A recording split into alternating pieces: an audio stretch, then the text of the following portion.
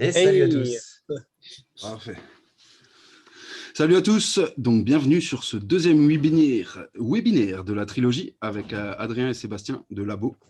L'objectif de ce soir, c'est un webinaire de contenu sur un partage d'expérience, sur notre mise en place et le pourquoi du comment on utilise trois grandes approches, donc les différentes approches autour de la neuro au sens large, donc une petite review de pourquoi on utilise ces approches, quels sont les bienfaits de ces approches, en quoi, quelles sont les choses qu'on utilise vraiment dedans, quelles sont les choses qui nous ont poussé à aller chercher plus loin, etc. etc.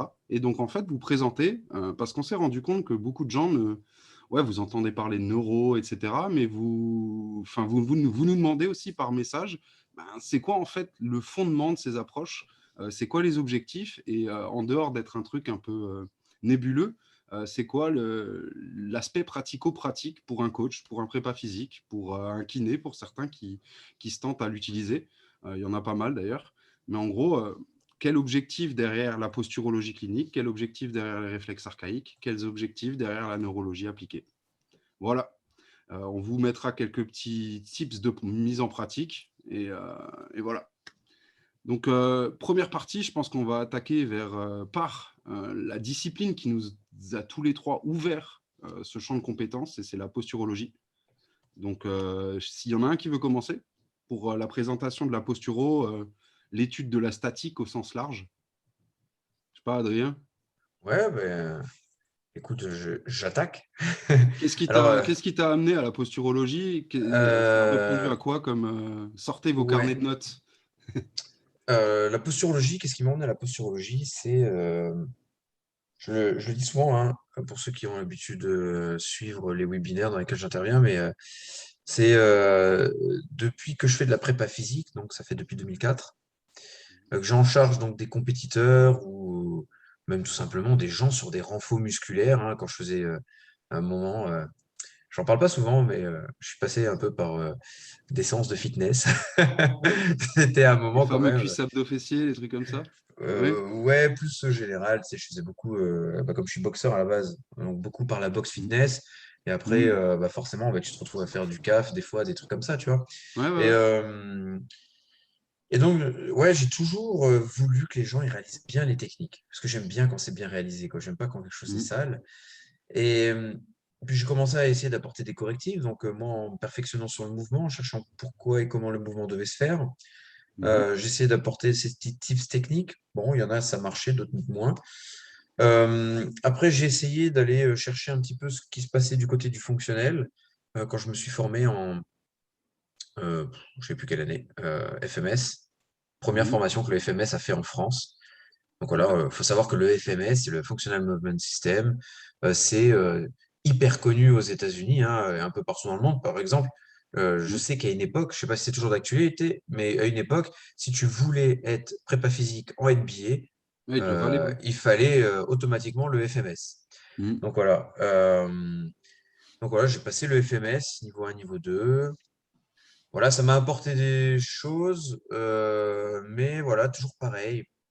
Je voyais que des résultats chez les gens qui pratiquaient beaucoup, tu vois? OK. Qui passaient vraiment du temps, qui Ouais, parce que restaient les protocoles, pendant ils sont longs quand même, hein. ouais, C'est c'est ça, 20 minutes, 30 25-30 minutes. minutes, Ouais. ouais. Et du coup, à la fin, je me suis dit: «Ouais, mais tu sais, tu recherches toujours la solution ultime». Tu sais, c'est tout le Mmh. monde veut: «Qu'est-ce qu'il faut que je fasse? Il faut que je mange bien ou que j'ai un truc Ouais. ultime à côté?» tu vois? Mais là, c'est pareil. Tu as des exercices correctifs, mais tu veux toujours en savoir plus. Et là, du coup, heu, c'est qui m'en parle? Je vois une publication sur internet, il y a une initiation en posturologie, et je me dis: «Hop, allez, c'est parti, on va aller faire ça sur un week-end». Et je me suis dit: «Ça sera un petit peu, tu sais, la cerise sur le gâteau». Et en fin de Mmh. compte, non. Tu sais, c'était en fait la fin d'un entonnoir. Tu sais, OK. Partez dans l'autre sens. Ouais, et ça ouais, repartait dans complètement. l'autre sens, ouais. Ouais.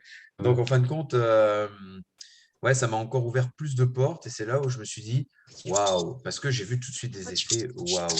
Par Mmh. exemple, un truc qu'on peut facilement, on parlait de mise en pratique, Mmh. quelque chose qu'on peut facilement mettre en place, moi, il y a un truc, c'était flagrant. Le formateur s'est mis derrière moi, il m'a tenu là au niveau des épaules. J'ai tourné ma tête à droite sans bouger une de mes épaules. J'ai tourné ma tête à gauche le plus loin possible. Vous pouvez faire ça hein, si vous êtes assis sur une chaise ou vous mettez debout. Vous mettez au même endroit à chaque fois que vous faites le test. Vous restez le plus droit possible, vous tournez la tête au maximum et vous regardez loin avec les yeux. Qu'est-ce que vous voyez? OK. On va de l'autre côté. Qu'est-ce que vous voyez? Et là, Non, moi, je suis il plus va faire limité à tirer un truc. droite. Ah, Tu pardon, ouais. as une meilleure mobilité à droite? Non, plus limité à droite sur Ah, tu es ma plus limité à capacité droite. de vision. Ouais, je vois moins loin. OK. Ouais, Et donc pardon. là, en fait, qu'est-ce qu'il fait? Ben, j'avais une chaîne là autour du cou, j'avais une montre, et il me dit enlève ta chaîne et ta montre. J'enlève ma chaîne et ma montre, et là, ça allait beaucoup plus loin. Je dis oui, bon, j'étais échauffé. Il dit bah Mhm. remets ta chaîne et ta montre. Je remets ma chaîne et ma montre, bam, bam, de nouveau bloqué. Il prend une deuxième personne, même test. Là, c'était un Et c'est- piercing, donc il y avait à la fois bah, un bijou plus une mhm. cicatrice. Et Ouais. du coup, pareil, limitation. Il touche la cicatrice de la jeune dame et encore moins d'amplitude au niveau cervical. Et là, je me suis dit, waouh, pourquoi? Ouais, Tu qu'est-ce qui vois? se passe? Et donc, il Ouais. nous explique, bon, c'est des microgalvanismes, c'est des microcourants en fait, hein. Le corps, je sais pas, il a des microcourants, le corps. Et des fois, quand on rajoute des bijoux, ça crée encore plus de courant. Et suffit qu'on réponde à ces micro-courants défavorablement, et ben, ça va nous handicaper. Alors, peut-être que vous, ça ne vous fait rien si là vous avez essayé Mhm. tout de suite en enlevant la montre ou quoi que ce soit, parce que vous êtes peut-être pas répondant. Ben, moi, ça a matché parce que Mhm. justement, j'étais répondant. Depuis, ben, je porte plus de chaîne, plus de montre, et encore moins à Ouais. l'entraînement et la nuit. Mais du coup, ouais, c'était assez intéressant. Et puis la dame, il lui touchait sa cicatrice et la cicatrice, putain, ça l'a bloqué complètement. Ouais. Et, Ça, c'est quelque et chose de très intéressant qu'on a ouais, beaucoup plus en posturologie que dans les autres disciplines, c'est-à-dire mmh, regarder asymétrie bord-couleur. Donc, mmh, ça vient de quelqu'un pour moi qui, ça se fait pas dans les autres courants, on va dire, mais en gros, c'est regarder les asymétries musculaires, les bords, c'est-à-dire venir toucher, etc. Et couleur, c'est venir frotter et voir comment la coloration de la peau, en fait, et voir mmh. les endroits où il y a des adhérences et tout ça, et les cicatrices. Et justement, l'étude des cicatrices, ben, au travers de la posturologie, tu te rends compte vraiment de l'importance de ça, comme tu l'as dit. Ouais, Ça tout de ouais, suite. c'est dingue. Et là, tu te dis, mais attends, tous les sportifs que tu rencontres, Ils tous ont les bien sûr. gens que tu rencontres, ils ont tous une cicatrice. Mais Mm. même s'ils ne sont jamais fait opérer, tout le monde s'est fait un bobo à un moment qui a mal cicatrisé. Ouais. Comment va répondre cette cicatrice? Donc, c'est comme les microgalvanismes. Peut-être que la Mm. cicatrice ne va pas mal répondre, mais Mm. peut-être que cette cicatrice va être handicapante. Et je me rappelle un de mes formateurs en posturologie qui disait, il suivait un footballeur, Mm. un bon footballeur hein, de haut niveau, et donc voilà, il le suit en posturo, etc.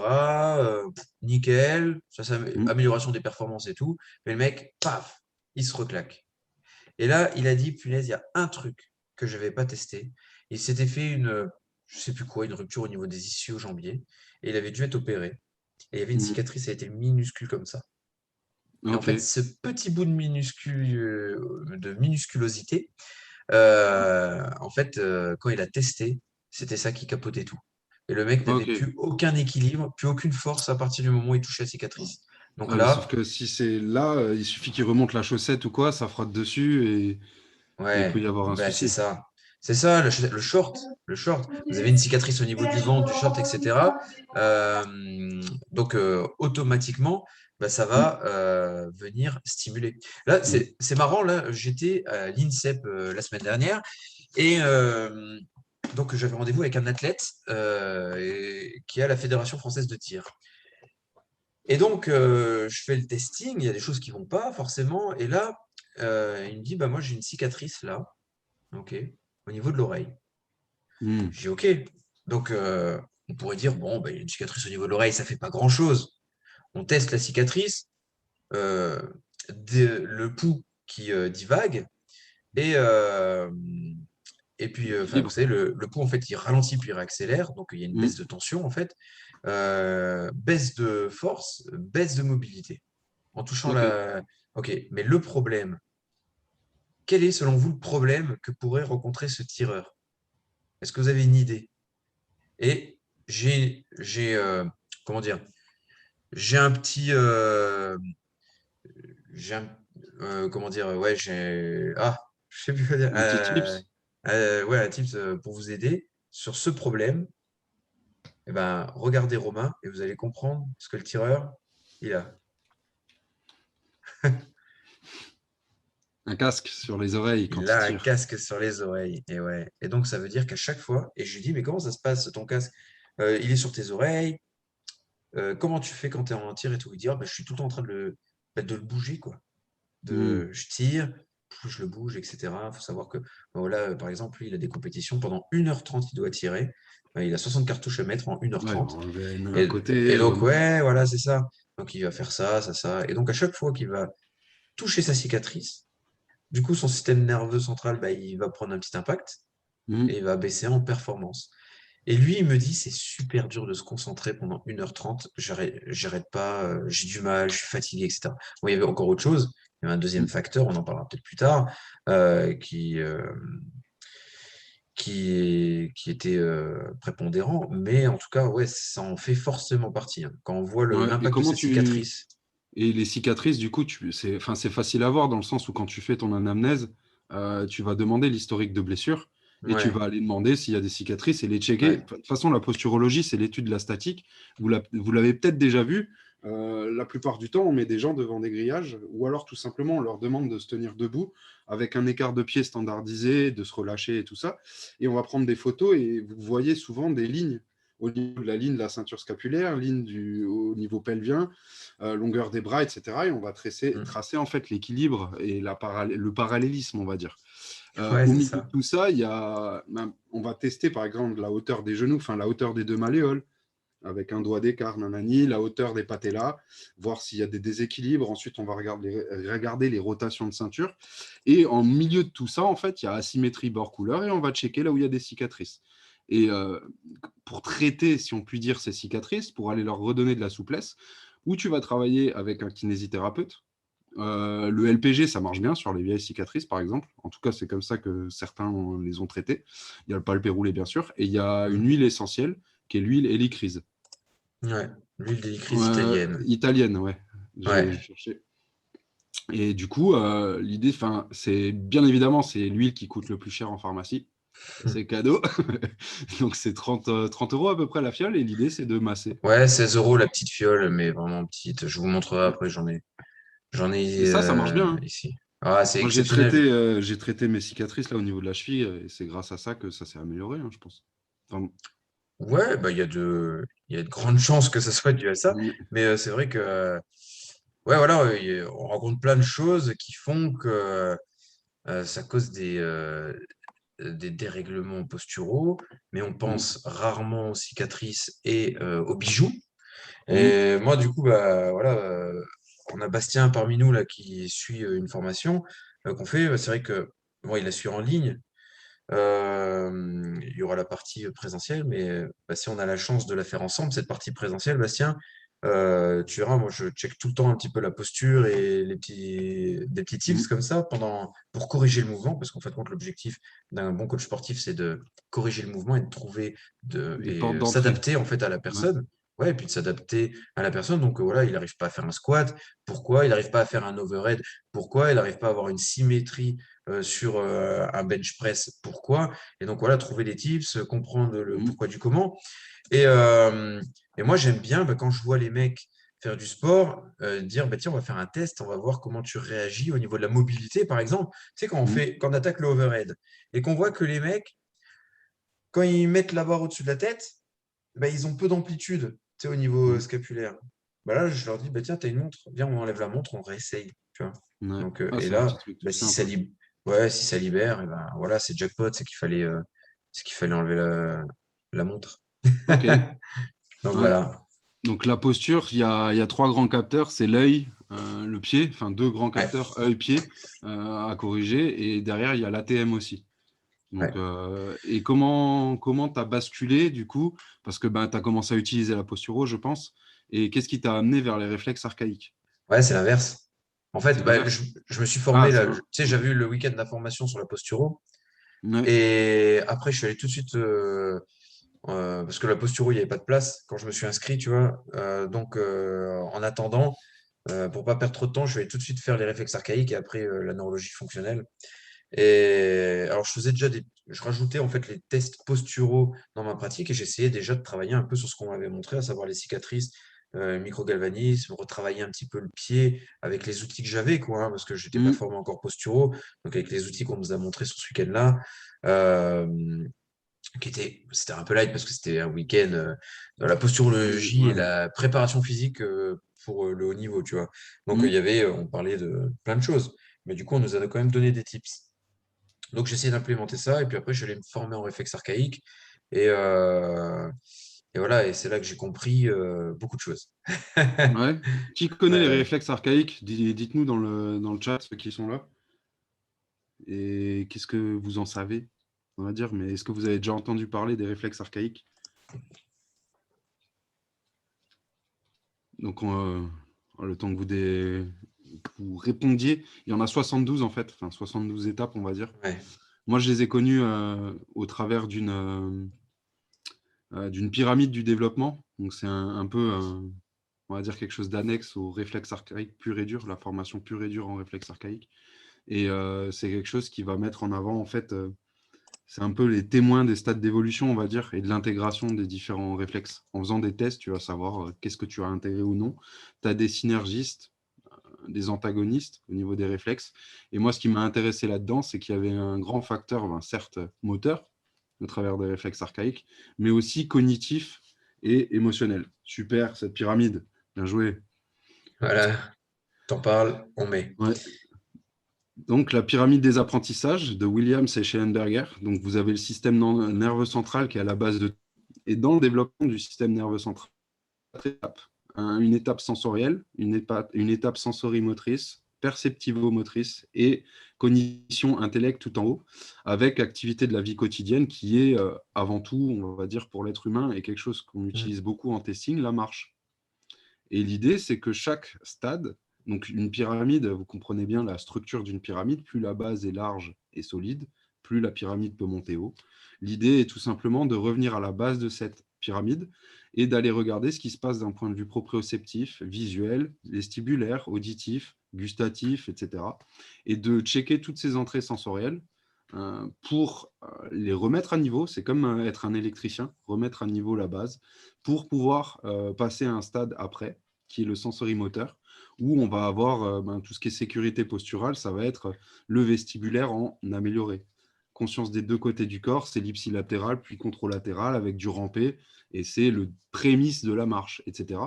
Et toutes ces différentes étapes dans la pyramide des apprentissages reprennent, entre guillemets, les 72 étapes des réflexes archaïques. C'est ça. Et là, je sais pas si les gens ils ont vraiment saisi au moment où tu en as parlé, mais tu dis tout en haut de la pyramide, il y a les activités quotidiennes, la marche.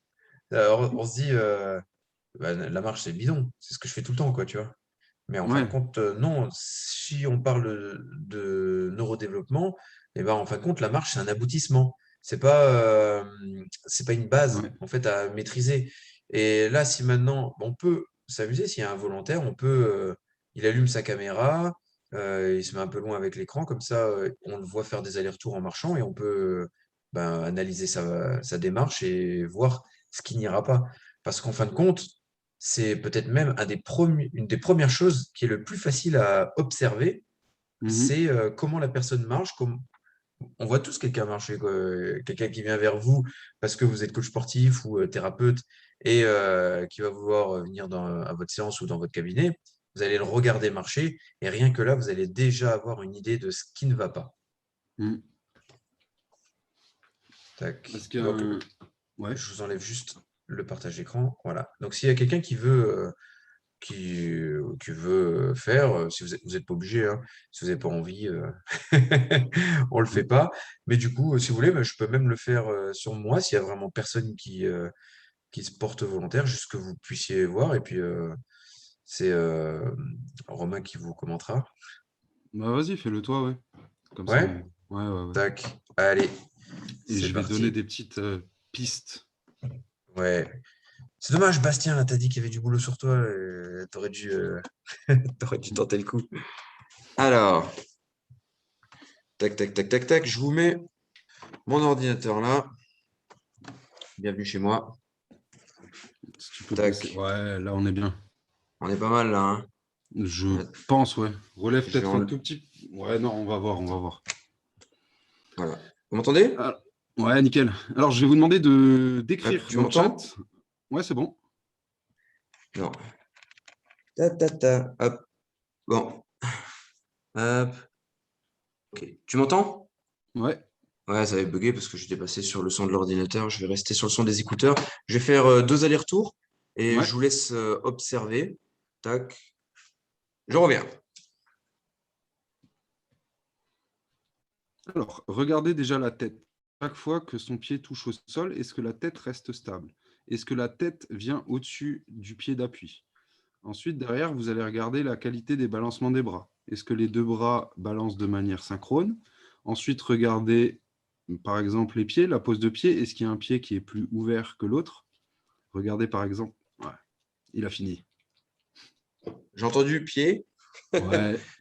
Alors, ce que nous, on va observer, par exemple, sur la marche, et qui est intéressant d'observer chez Adrien, c'est par exemple tout son côté gauche. Si vous avez bien fait attention, sur son côté gauche,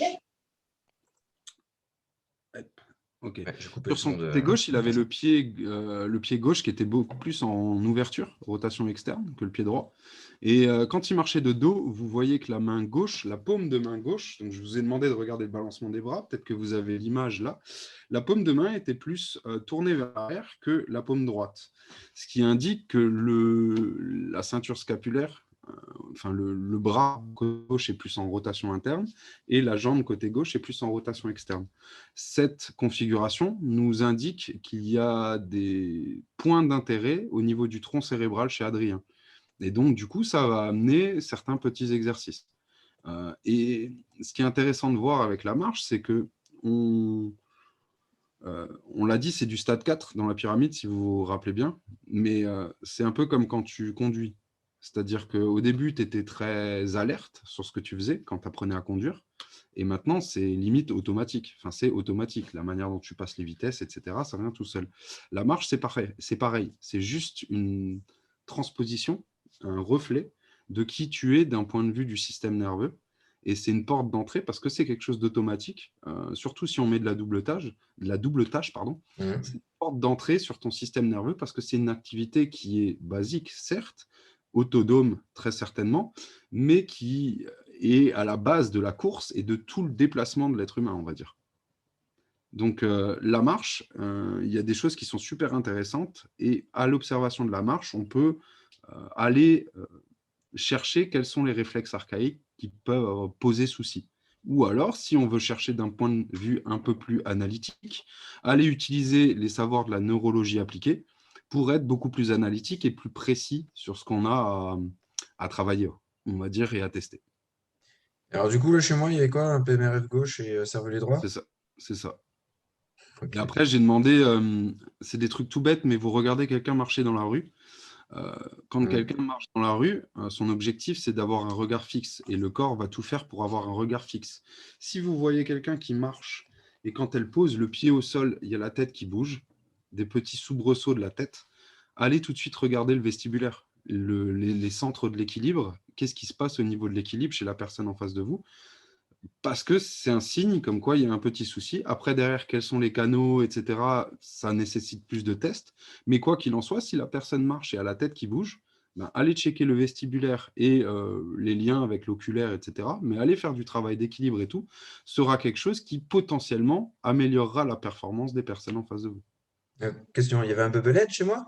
Non, il n'y avait pas un bubble head, non. Ah, tu m'as fait peur. Mais on rigole, mais loin de faire de la polémique sur quoi que ce soit, hein, Hmm, euh, depuis que je me suis fait vacciner, j'ai perdu en vestibulaire.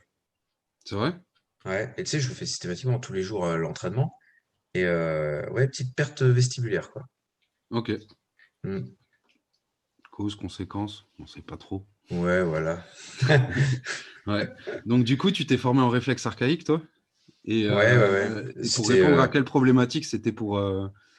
la Oh, problématique à la base de ma connaissance. ouais. Je pense qu'on a, ouais, que ce soit Seb, toi ou moi, on a le même Mhm. problème, hein. On veut toujours connaître, savoir, comprendre. Mhm. C'est un cercle sans fin. Euh, ouais, c'était voir pourquoi on me disait dans cette information là, sur la posturo que les réflexes archaïques, c'était vraiment la base de tout, tu vois, il fallait aller Mhm. chercher. Et donc, je me suis allé me former au réflexe archaïque. Mhm. Donc voilà, donc c'était super intéressant. J'ai découvert plein de choses, mais il n'y avait pas le pourquoi, tu vois. Ok. Il y avait le quoi faire, Ouais. il y avait les tests, il y avait les exercices, beaucoup d'exercices, c'était génial. Ouais. C'était génial, très ludique, mais il n'y avait pas le pourquoi. Et en fin de compte, peu de temps après, un mois après, j'ai fait la neuroperformance, tu sais, Mhm.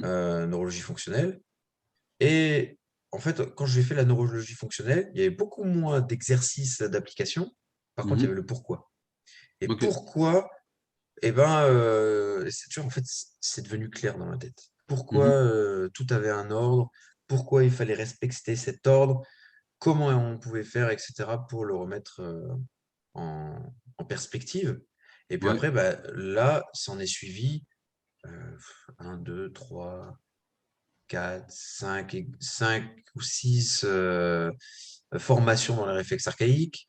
Mhm. 1, 2, 3, 4, 5, 6, 7, 8 formations en neurologie fonctionnelle, Mhm. 2 grosses formations en posturo, euh, et, et après bien d'autres quoi, qui sont Mhm. arrivés Avec la mise en application aussi. voilà, après du fonctionnel, mise en application, lecture d'études, euh, formation continue, échange avec d'autres camarades qui sont peut-être Mhm. allés se former ailleurs et qui m'ont rapporté leurs tips, plus les lectures, etc., que j'ai pu faire. Et voilà, et je me suis dit à un moment, bon, dans chaque truc que j'ai fait, tu vois, c'est pas une critique, hein, mais dans chaque truc que j'ai fait, eh ben, il manquait un petit truc, tu vois. Il manquait Mhm. à chaque fois, soit du pourquoi, soit du comment, soit du lien, tu vois. Et je me suis dit, mais c'est dommage, ils parlent tous de liens entre eux, mais il n'y en a aucun qui l'applique pour de vrai. Ouais, ouais, ouais. Et Et- c'est là où je me suis dit, mais moi, dans ma pratique, je veux l'appliquer pour de vrai. En fait, quand je suis sorti de l'information posturo, j'avais déjà mis un peu du bilan tout de suite en place, parce qu'on sait, hein, si on apprend quelque chose le dimanche, le samedi dimanche, et qu'on ne le met pas en application le lundi, on a perdu C'est oublié. 90% de la Ouais. formation. Je suis allé former en réflexe archaïque. Le lendemain, je faisais les bilans en réflexe archaïque. Je l'ai intégré dans ma pratique quotidienne. Et, euh, et puis après, quand je suis allé me former en neuro, pareil. Et alors après, Ouais. avec les autres formations qui sont arrivées, à chaque fois, j'ai implémenté. Et à chaque fois, je me disais, tiens, ça, c'est un peu trop, too much, tu vois, dans certaines Mhm. formations. Ça manque dans celle-là. Et en fin de compte, j'ai créé mes propres bilans mois après mois, du coup, Ouais, année en après année. reprenant, ouais, ouais, ouais. Ouais, c'est ça, en gardant ce qui me semblait le plus pertinent, en faisant les liens, Et là où tu avais des résultats, hein, ouais, en fonction des là où il y personnes avait. que tu avais en face de Mais toi. Ouais. c'est ça. Puis, tu Ouais. sais, des fois, tu fais des tests. Il y a certaines formations, ils te montrent 4 fois le même test dans ton bilan. À un moment, tu vois, ça sert à rien, quoi, tu vois. Mhm. Donc, voilà, essayer d'aller le plus directement possible, parce qu'on n'a pas le loisir de rester 10 heures avec la personne. Donc voilà, en très peu de temps, il faut arriver à voir ce qui ne va pas, à corriger et à trouver enfin, voilà, des solutions, des portes d'entrée, etc. Ok. Voilà, voilà, c'est un peu comme ça je suis arrivé à cette pratique actuelle. Et Mhm. après qu'on a pensé, tu vois, à l'esprit, comment organiser en fait une formation, il nous fallait, euh, il nous fallait cette vision d'ensemble, tu vois, de globalité pour Ouais. pouvoir proposer quelque chose de cohérent aux personnes qui venaient nous voir. Et même les Moi, gens qui ne s'y attendent pas, tu vois, en fait. ouais. Parce que des fois, ça match le plus chez les gens qui s'y attendent pas. Mhm. Tu vois, t'es sportif, tu vas faire ta séance, tu vas corriger un mec, il va se dire waouh, mais putain, j'ai jamais réussi à descendre aussi bas en squat alors que je fais de la mobilité depuis des années, tu vois. Mhm. Mais parce qu'en fait, quand il y avait Ouais, un Seb, il a eu le cas sur un sportif, enfin, très il connu, s'entraîne depuis longtemps et connu. très très En connu. fait, moi, ce que je trouve intéressant, c'est que la posturologie, c'est l'étude de la statique. Moi, j'ai été initié en 2012 ou 2013 avec Holoslab, où au final, il nous a appris, déjà, c'est un truc que j'ai gardé, c'est l'anamnèse. Donc, le questionnement avec la personne qu'on a en face de soi et tout ce qui est historique de blessure et tout. C'est quelque chose qui n'était pas trop développé en master STAPS. Donc, pendant les Mm. années 2000 et tout, je ne l'avais pas trop vu. Et sur cette formation, il nous a vraiment mis en avant le pourquoi du comment il fallait avoir cet historique de blessure et comment dresser les liens entre les différentes blessures, s'il pouvait y en avoir, enfin d'éventuels liens à tester. Et ce qui est cool sur cette étude de la statique, c'est que les photos sont facilement prises prises et derrière, tu as vraiment des billes concrètes d'amélioration. Alors, un suivi postural, c'est 12 mois à peu près, hein. Donc, Ouais. c'est assez long, mais tu peux avoir des avant-après et vraiment voir l'évolution. Derrière, les réflexes archaïques, ce que j'ai trouvé très cool là-dedans, enfin, après, moi, je suis parti autour de la pyramide de Williams et Schellenberger. Ce qui est très cool, c'est au départ, effectivement, les exosensoriels sont un peu redondants, mais dès que tu Mhm. arrives au stade 2, c'est des exos qui sont facilement mis en place avec des groupes. Et tout le monde, enfin, il y en a pas mal des exos, mais il n'y en a pas pléthore non plus. Il y a vraiment des cibles. Et derrière, c'est facile de mettre en place, enfin, parce que moi, je le faisais pendant 2 ans, des cours de groupe autour de ces réflexes archaïques et du développement de ces Mhm. réflexes archaïques 2 fois par semaine sur 45 minutes. Avec Ouais. du gainage, enfin, on appelait ça prophylaxie, mais en gros, c'était plus du développement autour des réflexes archaïques. Et c'était facile à mettre en place en groupe. Et en fonction des exercices qu'on mettait en place, moi, sur mon petit carnet, je notais là où ça matchait pour les gens et tout ça.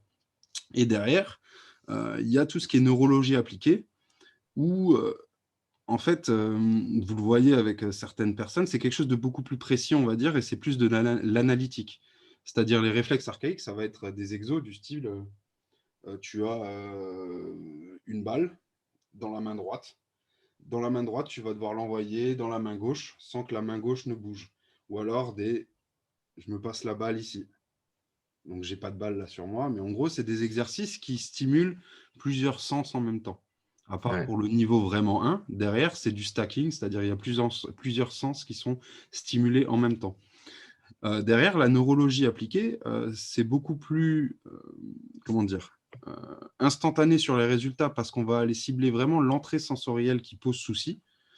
On va donc cibler cette entrée sensorielle problématique, aller faire des exercices dessus et au fur et à mesure, en fonction de ce qu'on veut stimuler, ajouter d'autres entrées sensorielles et créer nous-mêmes des exercices qui vont souvent ressembler aux exercices des réflexes archaïques.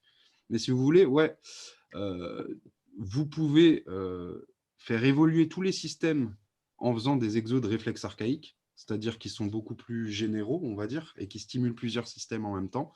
Mais vous pouvez aussi avoir la porte d'entrée, si jamais on est un peu enfin, si le développement ne se fait pas assez vite, etc., on peut aller cibler vraiment de manière analytique quel est le système qui pose souci, puis après le rentrer dans une globalité de nouveau avec une réflexion sur le développement type pyramide de Williams et Schellenberger, sur un développement type réflexe archaïque. Donc en fait, tout est...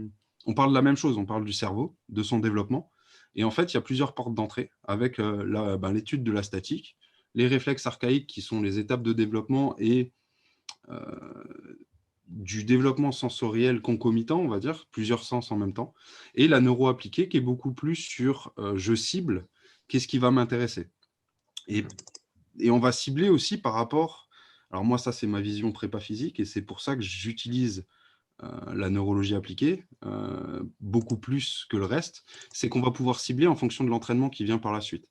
C'est-à-dire tu vas avoir un entraînement de saut, ben, je vais aller stimuler les saccules qui sont au niveau vestibulaire, ce qui va nous permettre de gérer les accélérations verticales.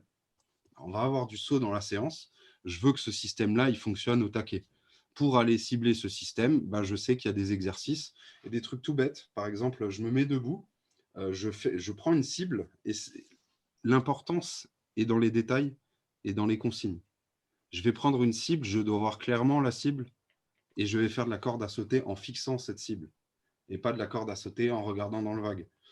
Le fait d'avoir cette cible visuelle va beaucoup plus stimuler que le fait de ne rien regarder. Et Mm. c'est le diable est dans les détails, entre guillemets, mais vraiment les consignes sont très importantes et sont souvent pas données sur les vidéos Instagrammables, on va dire, mais ça fait toute la différence.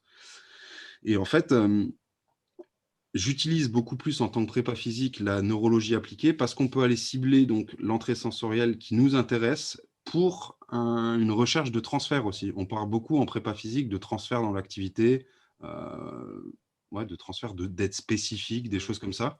Mais en fait, la neurologie appliquée va nous permettre d'être spécifique dans les entrées sensorielles qui vont être stimulées et qui vont être essentielles, même si tout est essentiel, tout fonctionne de manière systémique, mais aller cibler les petites problématiques qui peuvent avoir une grande importance dans la performance à réaliser par la suite. Voilà, je ne sais pas si je suis parti un peu. Ah non, c'est très très bien. Euh, je vais vous montrer, du coup, pour que ça fasse un peu côté pratique aussi, je vais vous montrer là une vidéo. Tac, c'est issu de ma chaîne YouTube, hein, tout simplement, vous pouvez la retrouver Hmm. facilement.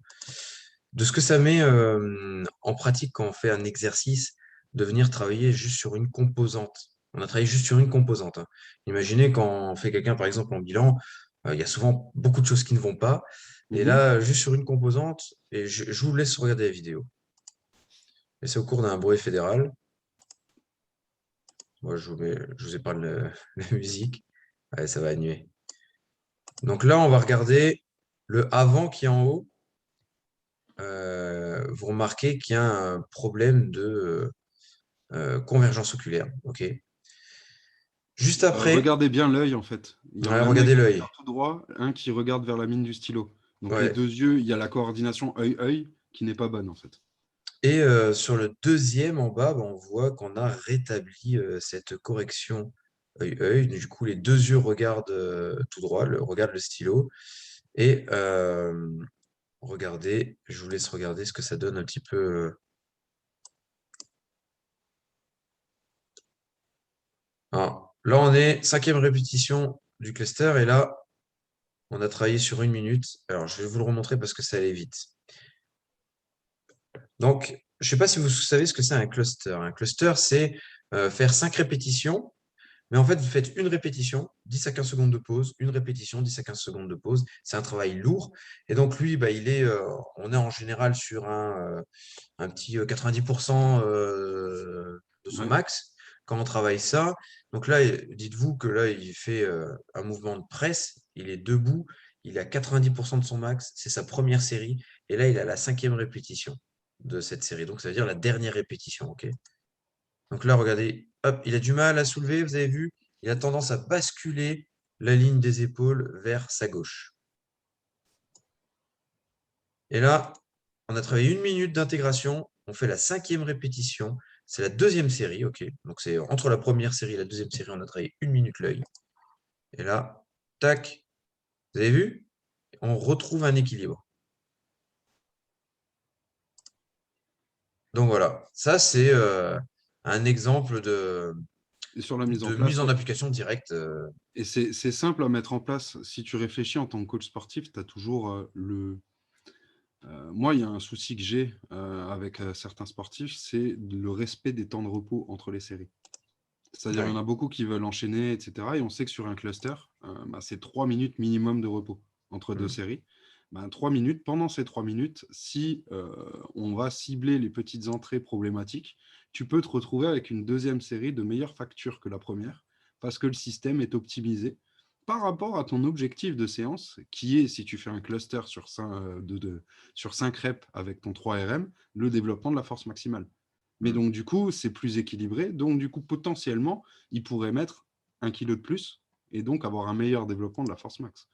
En tant que prépa physique, moi, ça m'intéresse parce que mon objectif de séance va être magnifié, si on peut dire, Ouais. par l'ajout de petits exos pendant les temps de repos, où au final, pendant le temps de repos, tu es en repos. Donc, du coup, autant le mettre à profit, on va dire. Tu rajoutes peut-être 30 secondes parce qu'il y a quand même un travail cognitif et ça pompe peut-être un peu de jus. Ça dépend des personnes. Mais c'est super intéressant, en fait. Sur la mise en application, c'est Mm. simple. Je te montre. Et qu'on soit sportif débutant ou expérimenté, on cherche tous la même chose, c'est progresser au fur et à mesure des entraînements. Donc, quand on Mhm. cherche la progression, bah, ça veut dire qu'à un moment, il faut optimiser les sensations et les perceptions du corps pour qu'il Mhm. amène un facteur de progressivité. S'il y a toujours quelque chose qui va bloquer, parce que par exemple, bah là, la coordination œil n'était pas bonne, eh ben, Mhm. il y aura toujours un moment, quelque chose qui va bloquer. Regardez-vous dans un miroir torse nu. Alors, regardez, est-ce qu'il y a un côté qui est plus développé que l'autre? Alors, des fois, on le voit, un trapèze plus développé d'un côté que de l'autre, les muscles de l'épaule plus développés qu'un côté de l'autre, etc. Dans le dos, Mhm. un côté du dos qui est plus développé que l'autre. Ça, c'est déjà une sacrée information sur la posture, en fin de compte, et Ouais. des débalancements qu'il y a. Ouais, et on imagine bien tout ce que ça peut amener dans le mouvement, en fait. Mm. Si sur la statique, il y a déjà des troubles, on va dire, derrière, dans le mouvement, ils seront que accentués, on va dire. Ouais. c'est ça. Enfin, c'est un Et peu. plus on va emmener de dynamique, moins on va, je sais Hmm. pas, plus on va être focus sur la performance et moins on va réfléchir à la gestuelle. Et donc, Hmm. c'est là où, voilà, où il faut être vraiment optimisé pour pas se casser, quoi. Ouais. Et c'est du coup, En toi, effet. alors, parce que toi, tu allé chercher même il y a très très longtemps, hein, déjà en euros, là, tu regardais déjà ce qui se passait du côté de chez ZDF. En 2014-2015, j'ai fait les premiers Ouais, cours en fait. ouais, Et j'ai fait les premiers cours parce que j'ai fait FMS au départ. Et ouais, je faisais justement. Donc j'ai suivi des mecs sur du très très haut niveau en remédiation, on va dire, réathlé. C'est-à-dire, ils avaient des problématiques de blessures récurrentes. J'étais sur un pôle sport aussi, athlétisme, en tant que réathlète, c'est-à-dire que je travaillais main dans la main avec les coachs. Je le fais toujours un peu, mais sur ce pôle en l'occurrence. Mais par rapport aux blessés, j'avais des problématiques de blessures de dos, de lombalgie, des choses comme ça. Donc, je travaillais avec les kinés et il fallait que j'arrive à proposer des choses pour qu'ils continuent de s'entraîner, pour qu'on maintienne le niveau physique, etc., sans que ça aggrave la blessure, sans mm, empiéter sur le travail du kiné. C'est lui qui traitait la zone douloureuse, etc. Et en fait, avec le FMS, on se retrouvait souvent avec des protocoles qui faisaient 30 minutes, 45 minutes à faire une fois par jour. Et en fait, quand l'athlète est pro et surtout qu'il est motivé, il le faisait, on avait des super résultats. Mais il y en avait beaucoup pour qui il n'y avait pas énormément de résultats par rapport au temps investi. Et j'ai cherché des trucs un peu annexes, on va dire. Et je faisais du FMS et j'avais déjà été formé à la posturo, mais c'était une grande introduction, on va dire. C'était un diplôme qui était fait par un prépa physique kiné-ostéo italien et une ostéopathe. Et en fait, il travaillait avec les machines in-body, il me semble.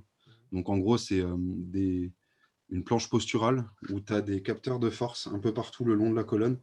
Et il travaillait beaucoup avec des apnéistes, par exemple, où il regardait les flux d'air.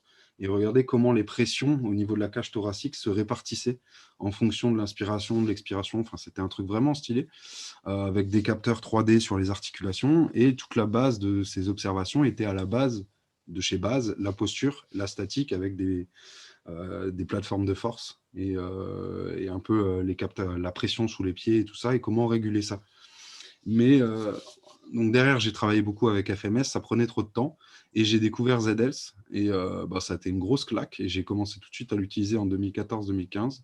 Ensuite, j'ai découvert Mathieu Boulet, et l'idée derrière tous ces exercices, c'est toute cette mise en application, on va dire, autour de la neuro, au sens large, c'était de gagner du temps et surtout de limiter au maximum les risques de blessures par usure et de comprendre un peu les causes.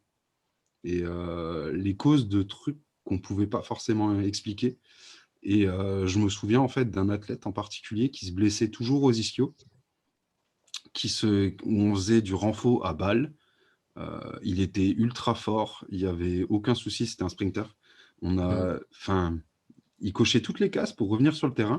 Et dès qu'il faisait des séances de long, entre guillemets, pour un sprinter, donc c'était des 150, 180, dès qu'il était vraiment fatigué, donc je sais pas, vous connaissez certainement la fameuse 2 fois 10 fois 200, récup 30, 2 fois 10 fois 200 mètres, récup 30 secondes, donc c'est le temps de marcher en largeur du terrain de foot, enfin sur la diagonale du terrain de foot pour revenir au 200 en marchant, 30 secondes, et tu repars sur un 200. 5 minutes entre les deux séries, c'est un basique, ça pétait en fait. Et je cherchais le pourquoi du comment. Et en fait, je l'ai trouvé grâce à la neuro appliquée et tout ce qui est problème au niveau de la stabilisation réflexe, donc qui passe par le tronc cérébral et qui en fait régule le tonus au niveau d'un côté du corps et surtout le ratio agoniste-antagoniste autour des articulations.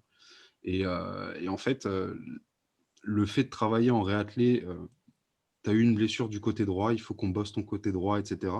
Si le souci vient de la stabilité réflexive, en fait, tu ne fais qu'accentuer le problème. Si on regarde avec la lentille neuro. Et c'est tous ces apports-là qui m'ont permis en fait de mettre en place des suivis peut-être un peu plus précis sur des problématiques de terrain de ce type-là. Donc quand je suis en direct avec les athlètes. Bon, je ne sais Yes. pas si ça répond à la question, mais Ouais, et c'est une super info que tu donnes. En plus, c'est un peu la story là qu'on a partagée aujourd'hui, oui. où justement on dit quand tu as des soucis du côté droit, Est-ce Bah, va travailler que en ISO du côté gauche. va travailler du côté gauche? J'ai mis tu sais, un sondage, j'ai marqué ouais, bah, je connais, tu sais, ou Hmm, qu'est-ce que tu me racontes, tu vois? Et il y a hmm. beaucoup de gens en fin de compte qui sont surpris parce que ouais, de manière vulgaire, on travaille, t'as mal à l'épaule droite, on va travailler l'épaule droite, quoi, tu vois. Hmm. Et Bah, ce qui est donc, intéressant, tu vois, c'est qu'avant, vous avez vu Adrien marcher. Vous pouvez regarder comment il marche et regarder ce qui se passe au niveau de son côté gauche. Ben, si Adrien a des problématiques du côté gauche, d'un point de vue articulaire, musculaire, je ne suis pas kinésithérapeute. Mon but, c'est pas de traiter la douleur, c'est pas de traiter l'articulation. Normalement, quand la personne vient chez moi, tout ça, c'est régulé. C'est-à-dire, je suis prépa physique. Par contre, j'ai l'historique de blessure. Et je vais voir qu'il s'est blessé régulièrement à gauche. Donc, j'aurais tendance, avec cet historique de blessure, en tant que prépa physique, de me dire, ah, il faut faire attention de ce côté gauche du corps. Va falloir que je travaille sur ce côté gauche du corps, parce qu'il a souvent été blessé, et que Adrien, on veut l'emmener au championnat de France, au championnat du monde, etc. Donc, du coup, il va falloir mettre en place un programme d'entraînement en prenant en compte son historique de blessure. Il s'est hmm, beaucoup blessé du côté gauche, sauf qu'en regardant avec la lentille neuro comment Adrien marche, il faut qu'on aille chercher un peu plus loin sur les tests, mais c'est certainement et beaucoup du côté droit du corps qu'il va falloir travailler plutôt que du côté gauche. Et en fait, ces blessures du côté gauche ne sont, avec la lentille neuro, qu'une adaptation du système nerveux. Et en travaillant beaucoup plus du côté gauche, parce qu'il s'est plus blessé du côté gauche, mais là, il est plus blessé, il est en prépa physique avec moi. Je fais juste attention à son épidémiologie, on va dire, et son historique de blessure. Ben, en faisant plus de travail côté gauche parce qu'il s'est déjà blessé, en fait, on est en train de creuser un déficit, si on regarde d'un point de vue neuro. Et l'idée va être de mettre en place des exercices pour réguler ça, voir si ça se régule à la marche et avec tous nos testings, et ensuite, derrière, aller sur du bilatéral et de nouveau de l'unilatéral équilibré, avec un côté gauche qui travaille de nouveau au même niveau que le côté droit. hmm. Mais Adrien, je le vois marcher sur ce que vous avez observé avant et le petit tips qu'on vous a donné sur position du pied, orientation de la main. Il faut aller plus loin dans le testing, mais c'est du côté droit principalement qu'il va falloir travailler. Et pourtant, Adrien est droitier. Voilà. Donc, Et c'est ouais. un petit truc, c'est à ça que me sert personnellement la posturologie, donc l'étude de la statique, comprendre ben, déjà, voilà, faut tenir debout, ben, comment le corps, en faisant rien, parce que la statique ne veut pas dire immobile, mais comment juste tenir debout avec juste contrer la gravité, le corps s'adapte. Et Hmm. il va bouger, il va y avoir un déplacement du centre de gravité. Est-ce qu'il est plus vers l'avant, vers l'arrière? Donc, où sont les tensions, on va dire, les zones de tension par rapport à la statique qui sont les plus promptes à être présentes? Ensuite, derrière, les stades d'évolution. Donc, ben, est-ce qu'il est passé par tous les stades? Est-ce qu'il a bien rampé? Est-ce qu'il a bien une opposition bras-jambe? Cette opposition bras-jambe qui nous intéresse énormément quand on court, par exemple, et qui va nous permettre d'alléger avec les membres supérieurs au bon moment quand tu cours, etc., etc. Donc, qui est très importante pour la marche, pour la course. Et ensuite, derrière, aller chercher, au travers de la neurologie appliquée, ben, l'historique de blessure et comprendre un peu cet historique de blessure. Il faut savoir que sur... j'ai plus les chiffres en tête, désolé. Tu vas immobiliser une cheville pour, suite à une entorse. Tu as, je ne sais plus combien de pourcentage de perte en proprioceptif sur 2 semaines. Hmm. Je ne l'ai plus en tête, ce pourcentage, mais c'est assez énorme. Et ce qui veut dire que plus tu vas enchaîner l'historique de blessure, plus tu vas avoir des déperditions en qualité d'input sensoriel. Là, on parle juste de proprioceptif au niveau des différentes articulations. Mais imaginons, Adrien, c'est un sportif qui veut aller au championnat du monde. Il s'est fait 3 entorses de cheville à gauche, plus un genou, plus une hanche, plus une épaule, et, etc., etc. Donc, tout son côté gauche pose souci. Et en fait, au fur et à mesure, tu creuses les déficits sensoriels. Et si l'historique de blessure n'est pas pris en compte, tu vas louper peut-être une cartographie moins bien réalisée par Adrien pour le mouvement. Et donc, du coup, louper des petites billes qui vont te permettre de progresser plus vite, peut-être. Comme la vidéo qu'Adrien a montrée, où au final, à chaque fois, il va être un peu de travers. Mais ce un peu de travers, au fur et à mesure, j'ai un peu mal à l'épaule. Et c'est dû à toi, en tant que prépa physique ou coach. C'est toi qui lui as fait faire, je sais pas, du 3-7 en développé militaire sur 6 Hmm. semaines. Et il sort avec une tendinopathie et tu l'envoies chez le kiné. C'est de ta faute de ne pas avoir... et je le fais encore, hein, ces erreurs-là. Hein. Et le problème, Franchement, c'est que bien souvent, qu'est-ce qu'on va faire en tant que coach? Le mec, il a des soucis du côté, tu sais, il penche vers la gauche. On va hmm, aller renforcer encore plus le côté gauche, tu sais, ouais, parce qu'il est et faible. c'est peut-être pas ça, ouais. Et alors que c'est C'est peut-être pas peut-être ça. Donc, euh, Et c'est donc peut-être voilà. peut-être que le fait d'être penché, en fait, c'est pas un problème. Toi, tu vas avoir tendance, et bah, je l'ai fait avec FMS et tout ça, enfin, je l'ai fait, Mm. mais c'est aller faire un peu plus de travail unilatéral à gauche. Mais au final, on n'est que sur du mouvement du côté gauche. Mais peut-être que tu penches, comme tu l'as montré dans ta vidéo, parce que tu as un problème aussi au niveau oculaire. Ouais. Et donc, du coup, il n'est pas là ton souci. C'est pas parce que tu es moins fort, etc. C'est juste parce que tu compenses une des entrées sensorielles et une de ces intégrations qui est problématique. Et donc, du coup, tu compenses parce que tu as les mauvaises infos qui rentrent. Mais Mm. c'est pas en renforçant plus, tu vas pas à la cause, en fait. Et une fois que tu as compris ça, enfin, moi, ça a été des claques sur claques quand j'ai commencé à comprendre ça. Et quand tu vois les résultats, en fait, tu te dis, mais c'est pas possible, en fait, comment j'ai pu passer à côté de ça. Donc, Ouais, c'est ça, hein. C'est ça. Je veux dire, il y a tellement de choses en fait qui viennent avant tout ce qu'on fait mm, que avant le voilà. mouvement. Et c'était ouais, ça veut pas dire que tout ce qu'on faisait avant est obsolète. Ça veut Ah, dire pas que du chaque tout. chose a sa place, voilà, de manière pyramidale. Mm, Donc voilà, si on veut réussir à corriger quelque chose, une épaule asymétrique, qu'on veut améliorer une performance, qu'on veut rapporter de la symétrie dans la performance, etc.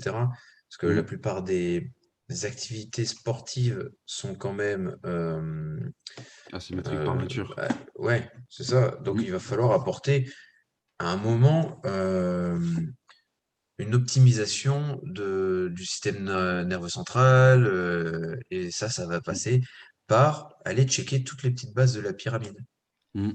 Après, derrière moi, ça, personnellement, ça n'a rien changé à ma manière de travailler en tant que prépa physique, dans le sens où ça s'est additionné. Mm. C'est-à-dire, Ouais, c'est ça. c'est pas parce que tu as un système sensoriel qui est défaillant, si on peut dire, ou que tu as des problématiques, qu'il faut tout arrêter. Mais Ouais. loin de là, en fait. C'est Bah, juste si, il y un a des add-on. choses, il y a des choses que tu limites. C'était passé Et de 25 minutes, 30 minutes de séance de euh, oui, correctif ouais, à 3 minutes, quoi. à Parce qu'en 3 fait, en minutes, et euros, entre les séries, ouais, et en on rajoute fillers, ouais. Ouais, c'est ça.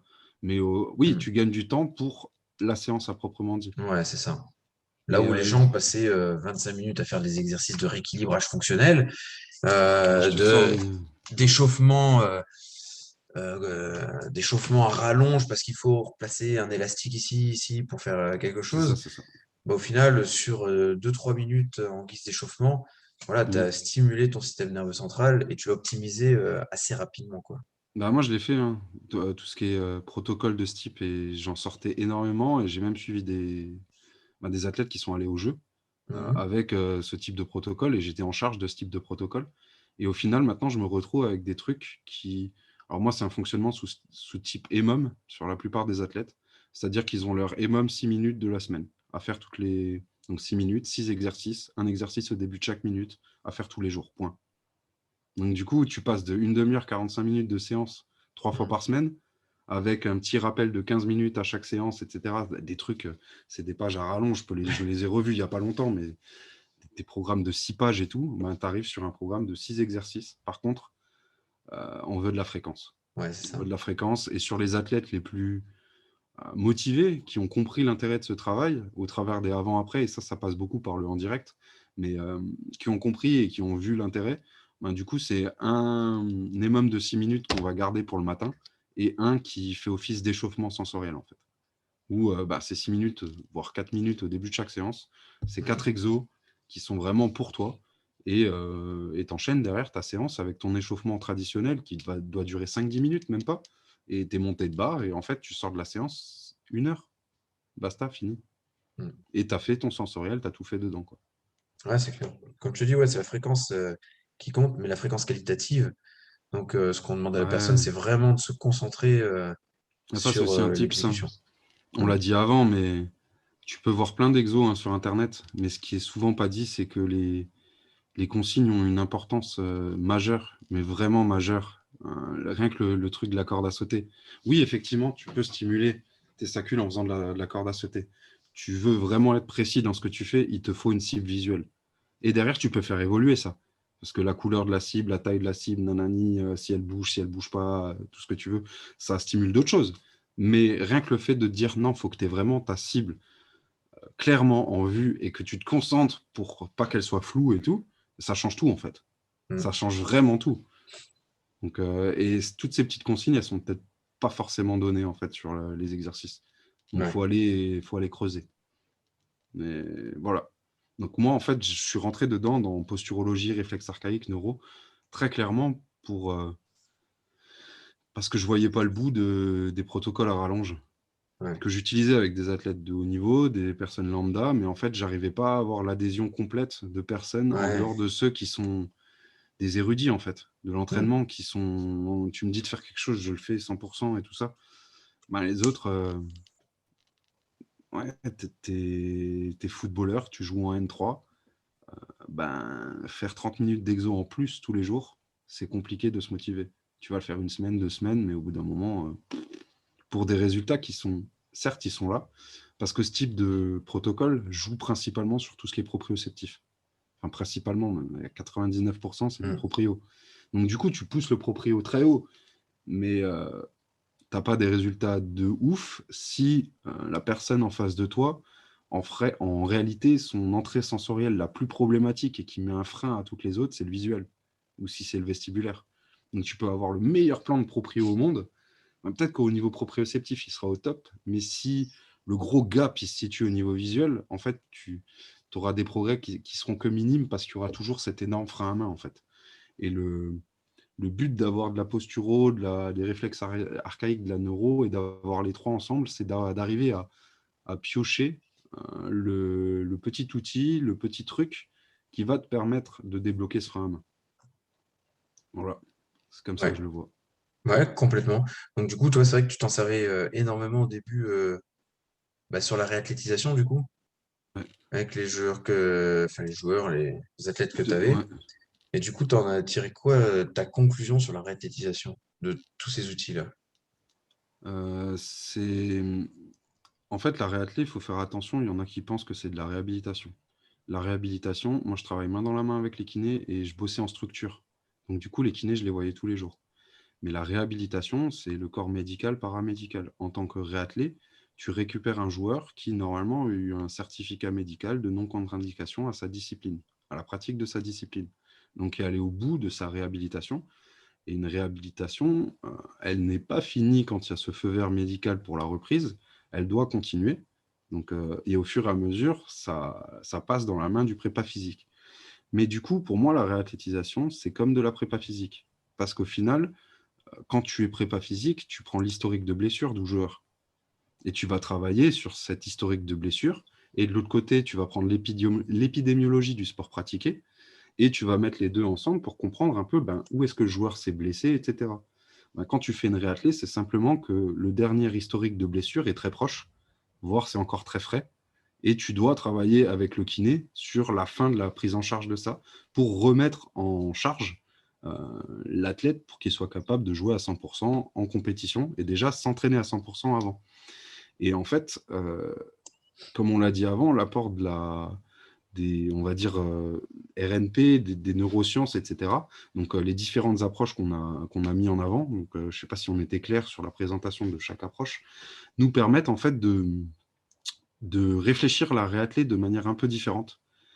C'est des choses toutes simples, mais bilatérales ou unilatérales. De quel côté du corps je dois travailler plus par rapport à l'autre? On a parlé avant de la marche d'Adrien, qui a un problème de tronc cérébral en fait du côté gauche et qui nécessiterait beaucoup plus de mouvement du côté droit du corps avant de passer sur du bilatéral. Que ça soit de la prépa physique ou de la réathlée, c'est le même principe pour moi. Et si ça se trouve, le joueur en face de moi, il est blessé du côté gauche, mais on va travailler principalement du côté droit, parce que de toute façon, la rééducation avec le kinésithérapeute, etc., il fait tout du côté gauche déjà. Et, euh, et peut-être qu'il a des manques du côté droit qui ont amené les problématiques du côté gauche. Donc déjà, ça répond à ça. Ensuite, derrière, ça répond à la question de la gestion de la charge. Quand tu regardes la littérature, il y a une grosse question autour de la gestion de la charge. Et en fait, l'analyse de la marche et de la posture, on le met assez fortement en avant, surtout sur la neurologie appliquée, c'est que les résultats peuvent être immédiats. des résultats immédiats ne me veulent pas dire qu'il ne faut pas de la régularité et du travail de fond. C'est pas parce que tu as un résultat immédiat sur un exo que c'est bon, c'est fini. Non, justement, l'idée, c'est que ces résultats immédiats doivent te faire prendre conscience que tu dois stimuler ce système, mais c'est sur le même principe que la posturologie. Ça va mettre 12 mois. Bien évidemment qu'on va faire évoluer l'exercice, mais ça va mettre 12 mois à ce qu'on complexifie l'exercice sur cette entrée sensorielle pour aller à la fin sur quelque chose de beaucoup plus transférable à la discipline et proche de la discipline pour que ce système soit réintégré dans ta discipline. Ouais. Parce qu'il faut se dire que la neurologie fonctionnelle, on va tester sur des trucs totalement analytiques. C'est-à-dire, est-ce que tu es capable, les pieds joints, tu te mets droit, comme ça, tu fermes les yeux, je te tape sur l'épaule droite, est-ce que tu reviens vite à l'équilibre? Je te tape sur l'épaule gauche, est-ce que tu reviens vite à l'équilibre? Par exemple, toi, dans ton cas, Adrien, si je te tape sur l'épaule droite, tu vas avoir tendance à beaucoup plus tomber à gauche. Mais c'est très analytique, le fait d'avoir les pieds joints, je te tape sur l'épaule. Maintenant, ce qui va m'intéresser, c'est est-ce que sur un changement de direction, où tu dois planter le pied gauche et avoir un mouvement du corps ici pour repartir à droite, est-ce que tu, dans cette multitude d'entrées sensorielles au moment du changement de direction, est-ce que la problématique vestibulaire qu'on a analysée en analytique est intégrée sur quelque chose à vitesse maximale et multistimuli comme un changement de direction? Et c'est vers ça qu'on veut t'emmener, en fait. On va partir de l'analytique pour aller vers la discipline à 100%. Et en fait, donc du coup, les neurosciences, on va dire, m'ont apporté cette vision-là de hiérarchisation des priorités par rapport aux entrées sensorielles et par rapport au travail à réaliser. C'est-à-dire, dans ton cas, Adrien, je pense que tu tombes beaucoup plus à gauche. Du coup, on va, sur le terrain, aller faire beaucoup plus de changements de direction à gauche. Ou alors, sur tes changements de direction à gauche, on va mettre un exercice analytique sur le vestibulaire du côté gauche avant que tu fasses ton changement de direction, de manière à ce qu'il soit aussi équilibré ou le plus équilibré possible sur la séance par rapport au côté droit. Et notre idée, c'est qu'à chaque séance, cet aussi équilibré se rapproche de plus en plus du réel équilibre entre la capacité de puissance au sol à droite et à gauche. Je ne sais pas si j'ai été clair. Ouais, en fait, quand tu viens améliorer un facteur, eh ben, tu améliores tout un processus, quoi. C'est ça. Et Donc, l'idée, c'est vraiment de partir de l'analytique. Et c'est pour ça que je dis, ouais. les exos, ils sont cool. Tu as un résultat en instantané, mais sur de l'analytique, pas sur du multistimuli. Et l'idée, c'est comme la posturo, c'est 12 mois pour aller jusqu'à toi pratiquant ta discipline avec tous les systèmes sensoriels ensemble. Et on en parle souvent, mais tu joues dans une salle comble avec des lumières, des spots dans tous les sens, avec du bruit, avec des gens qui s'excitent sur le côté et tout ça, c'est pas la même chose qu'à l'entraînement. Si tu as des problèmes et que dès qu'il y a de l'agitation en vision périphérique, tu perds tes moyens, dans un premier temps, on va voir où en est ta vision périphérique. Puis dans un second, on va voir à l'entraînement. Enfin, vous voyez un peu maintenant la réflexion. Et l'idée derrière les réflexes archaïques, la posturo, la neuro-appliquée, c'est d'aller reprendre la base pour réintégrer sur le temps d'une reprogrammation de 12 mois jusqu'à la discipline sportive pratiquée en compétition à 100% et à niveau stress maximal, optimal, si on peut dire. Voilà. Yes. Donc c'est ça que ça m'apporte d'un point de vue réathlé. Ok, ouais, Voilà. donc en fait, tu viens vraiment analyser pas quelque chose de très ciblé, tu viens chercher la cause en fait du La problème. cause, ouais. Ouais, tu te bases pas sur juste la Je sensation regarde pas qui les est protos. ouais, Ouais. j'ai des limitations à l'épaule, Mmh. j'ai une limitation de mobilité au niveau de la hanche. On cherche une cause, Mmh. déjà au niveau sensoriel, primaire, C'est etc. ça. Quand je On bossais en retravaille sur centre, l'équipteur. l'idée, elle était simple, c'est que le kiné avait en charge la réhabilitation du membre lésé.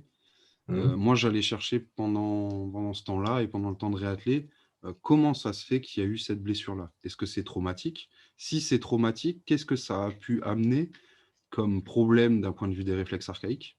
Parce qu'un traumatisme, même tu te fais un croisé, ça peut amener des problèmes. Tu t'es fait une épaule en fait sur une chute, mais tu as eu un coup du lapin en même temps, ça peut amener des problèmes.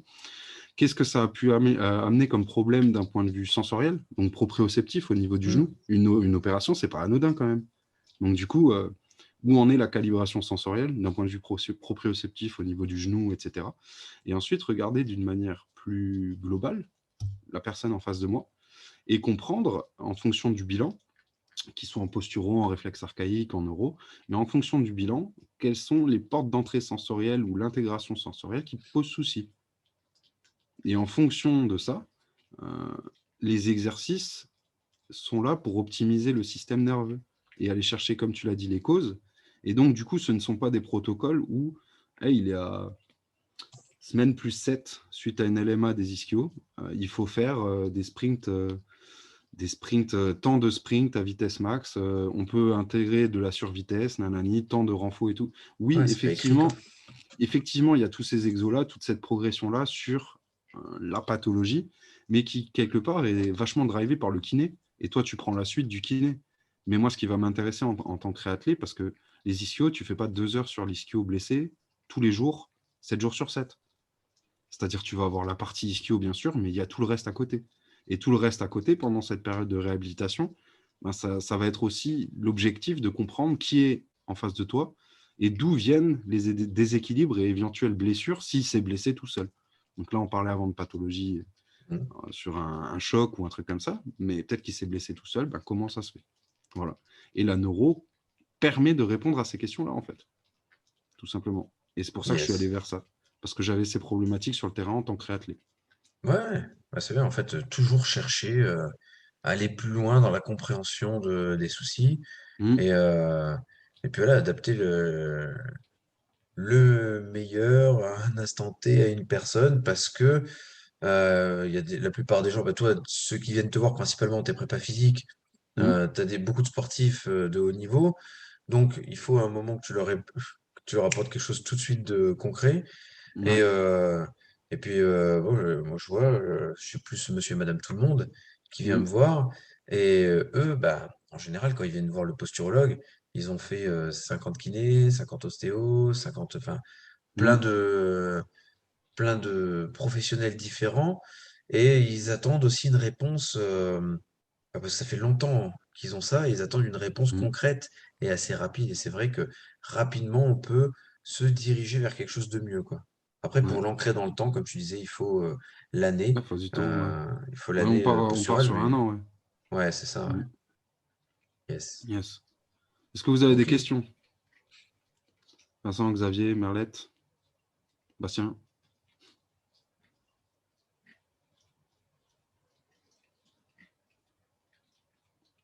Non, pas de questions. Ils sont tous devant koh. Ouais, c'est vrai, Il y a 21h15, du ça va boulot. commencer. Ouais, mais Vincent, en fait, il y a toujours du boulot. Mmh. Où qu'on soit, Bah, je pense ça qu'on continue. va. Et nous, on continue à se former aussi, hein. Mmh, C'est pas parce que voilà, on a fait beaucoup de choses qui existaient qu'on continue pas à se former.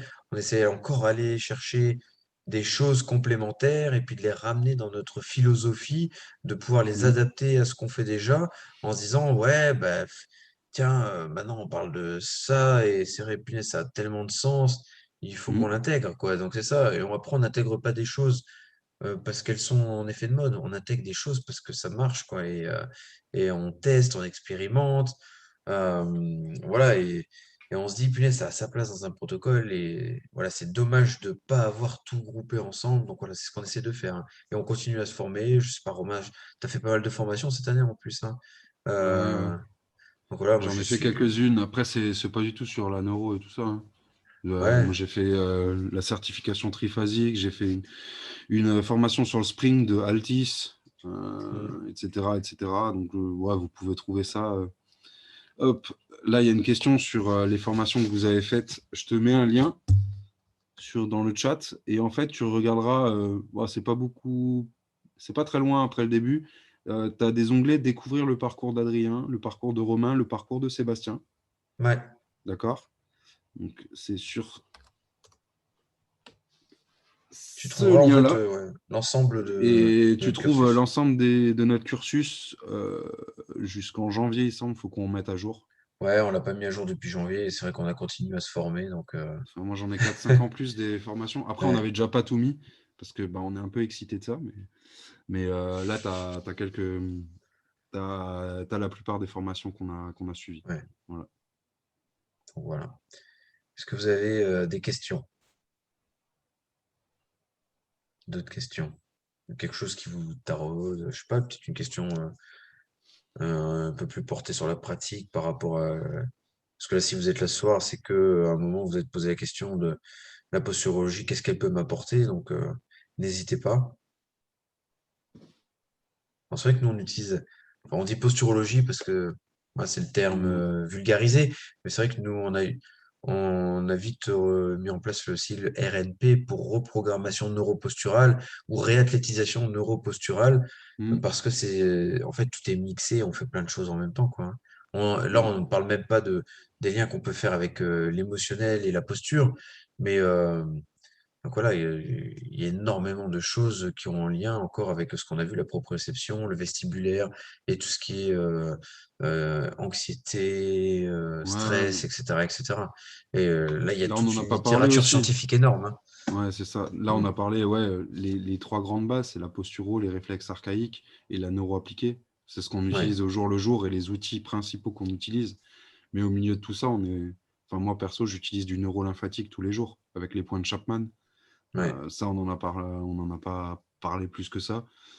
J'utilise aussi tous les jours tout ce qui est contraction isométrique, type réintégration ISO des réflexes archaïques, mais pour la restauration du contrôle moteur.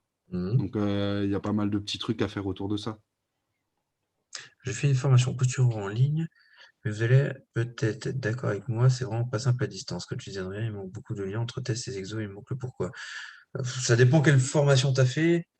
Le problème, c'est, comme on disait, je sais pas quand est-ce que tu es arrivé exactement, Merlette, mais nous, il nous a fallu investir 35 000 euros. On a investi chacun 35 000 euros dans nos La moyenne, formations. ouais. Et on parle que du côté postural, hein, fonctionnel, postural. Parce que il manquait à chaque fois des choses. Donc voilà, nous, ce qui nous intéressait, c'était de regrouper tout ça. euh, Parce que voilà, on se posait encore des questions. C'est sûr que quand tu fais quelque chose en ligne, tu n'as pas le même retour que en présentiel, ou alors il faut trouver quelque chose de bien complet en ligne qui pourra te le permettre. Et voilà, Mm.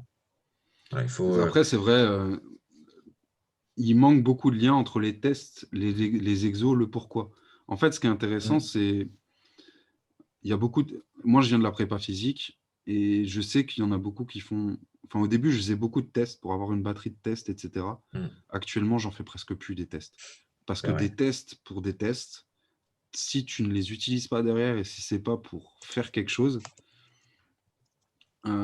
avec ces tests, ben, du coup, ils servent un peu à rien, entre guillemets.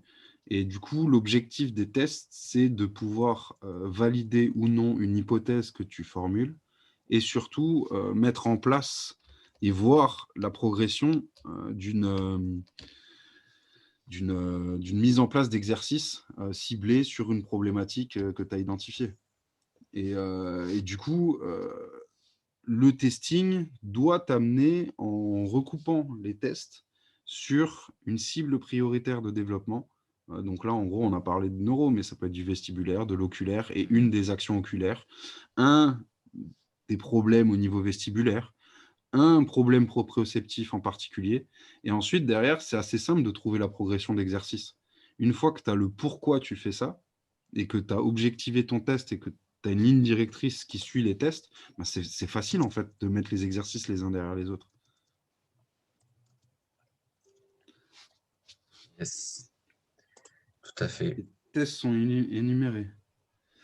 Ouais, je pense que Non, mais ce que... c'est vite dit, tu vois. Mais c'est vrai que la plupart des formations qu'on a faites, avant de comprendre le pourquoi, ouais, on a dû aller loin, hein. Et vous savez, les formations, pour vraiment comprendre le pourquoi, c'est celles qui nous ont coûté le plus, hein. Ça coûte du module à 2500 euros, quoi, hein. Donc, et 2500 euros, tu parles que d'une modalité au niveau neuropostural.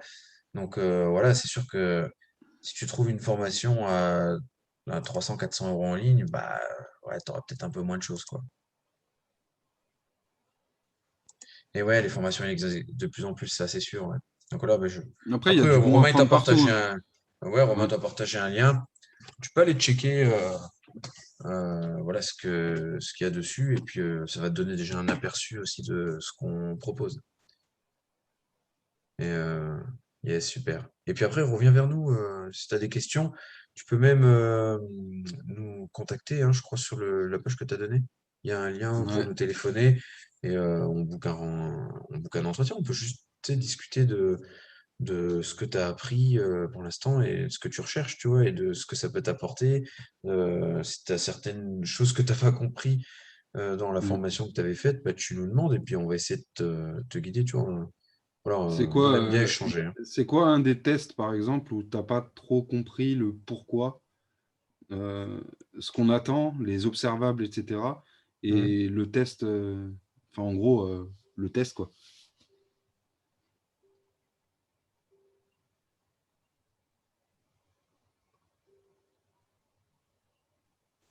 Donc, ouais, beaucoup trop. Ah. Beaucoup trop. Ok. T'as pas un exemple euh, tout de suite là qui pourrait parler? Tu vois, comme ça, on essaye si on peut t'apporter un retour dessus, ce sera avec plaisir, tu vois. N'hésite pas, si c'est un ensemble que t'as pas compris. Par exemple, le test du douanier. Est-ce que le douanier, c'est les bras à 45 ici, on ne les voit pas, les bras, bref. Et je vais venir toucher le bout du nez. Est-ce que tu as déjà vu ce test-là, ce test proprioceptif-là? Oui? Oui. Est-ce que tu connais bien les attentes et ce qu'on peut observer dessus?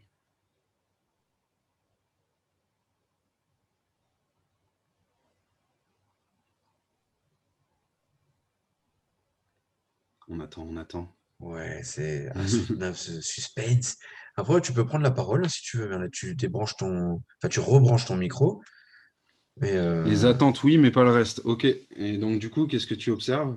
Parce que, par exemple, ça, c'est un test, on dit proprioceptif, mais c'est un test qui va nous permettre d'identifier quelle est la partie du cervelet qu'il va falloir cibler hmm, en fonction de tes observables. C'est-à-dire, si je fais, par exemple, attends, je vais essayer de te le faire, ça, ouais, un truc comme ça. Qu'est-ce que tu observes? t'as même du mal à mal le faire, t'as vu? Ouais. Et par rapport à ça, par exemple,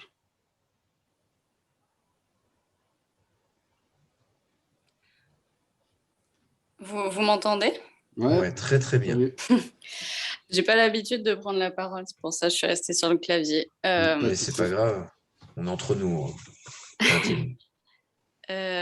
Franchement, je veux pas trop vous embêter avec enfin, les tests parce que vraiment ma formation, je pense qu'elle était un peu minable.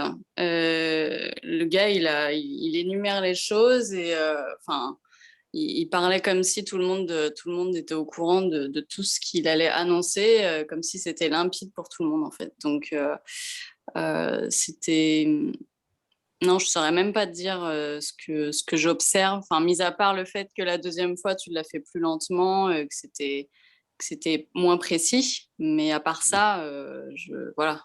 Ok. Alors après, peut-être que tu as fait ce qu'ils appelaient formation, c'était peut-être juste une information, peut-être, tu vois.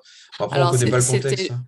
c'était juste l'approche clinique, mais enfin, c'est, Ok. ouais, il bazardait beaucoup d'infos, quoi, c'est tout.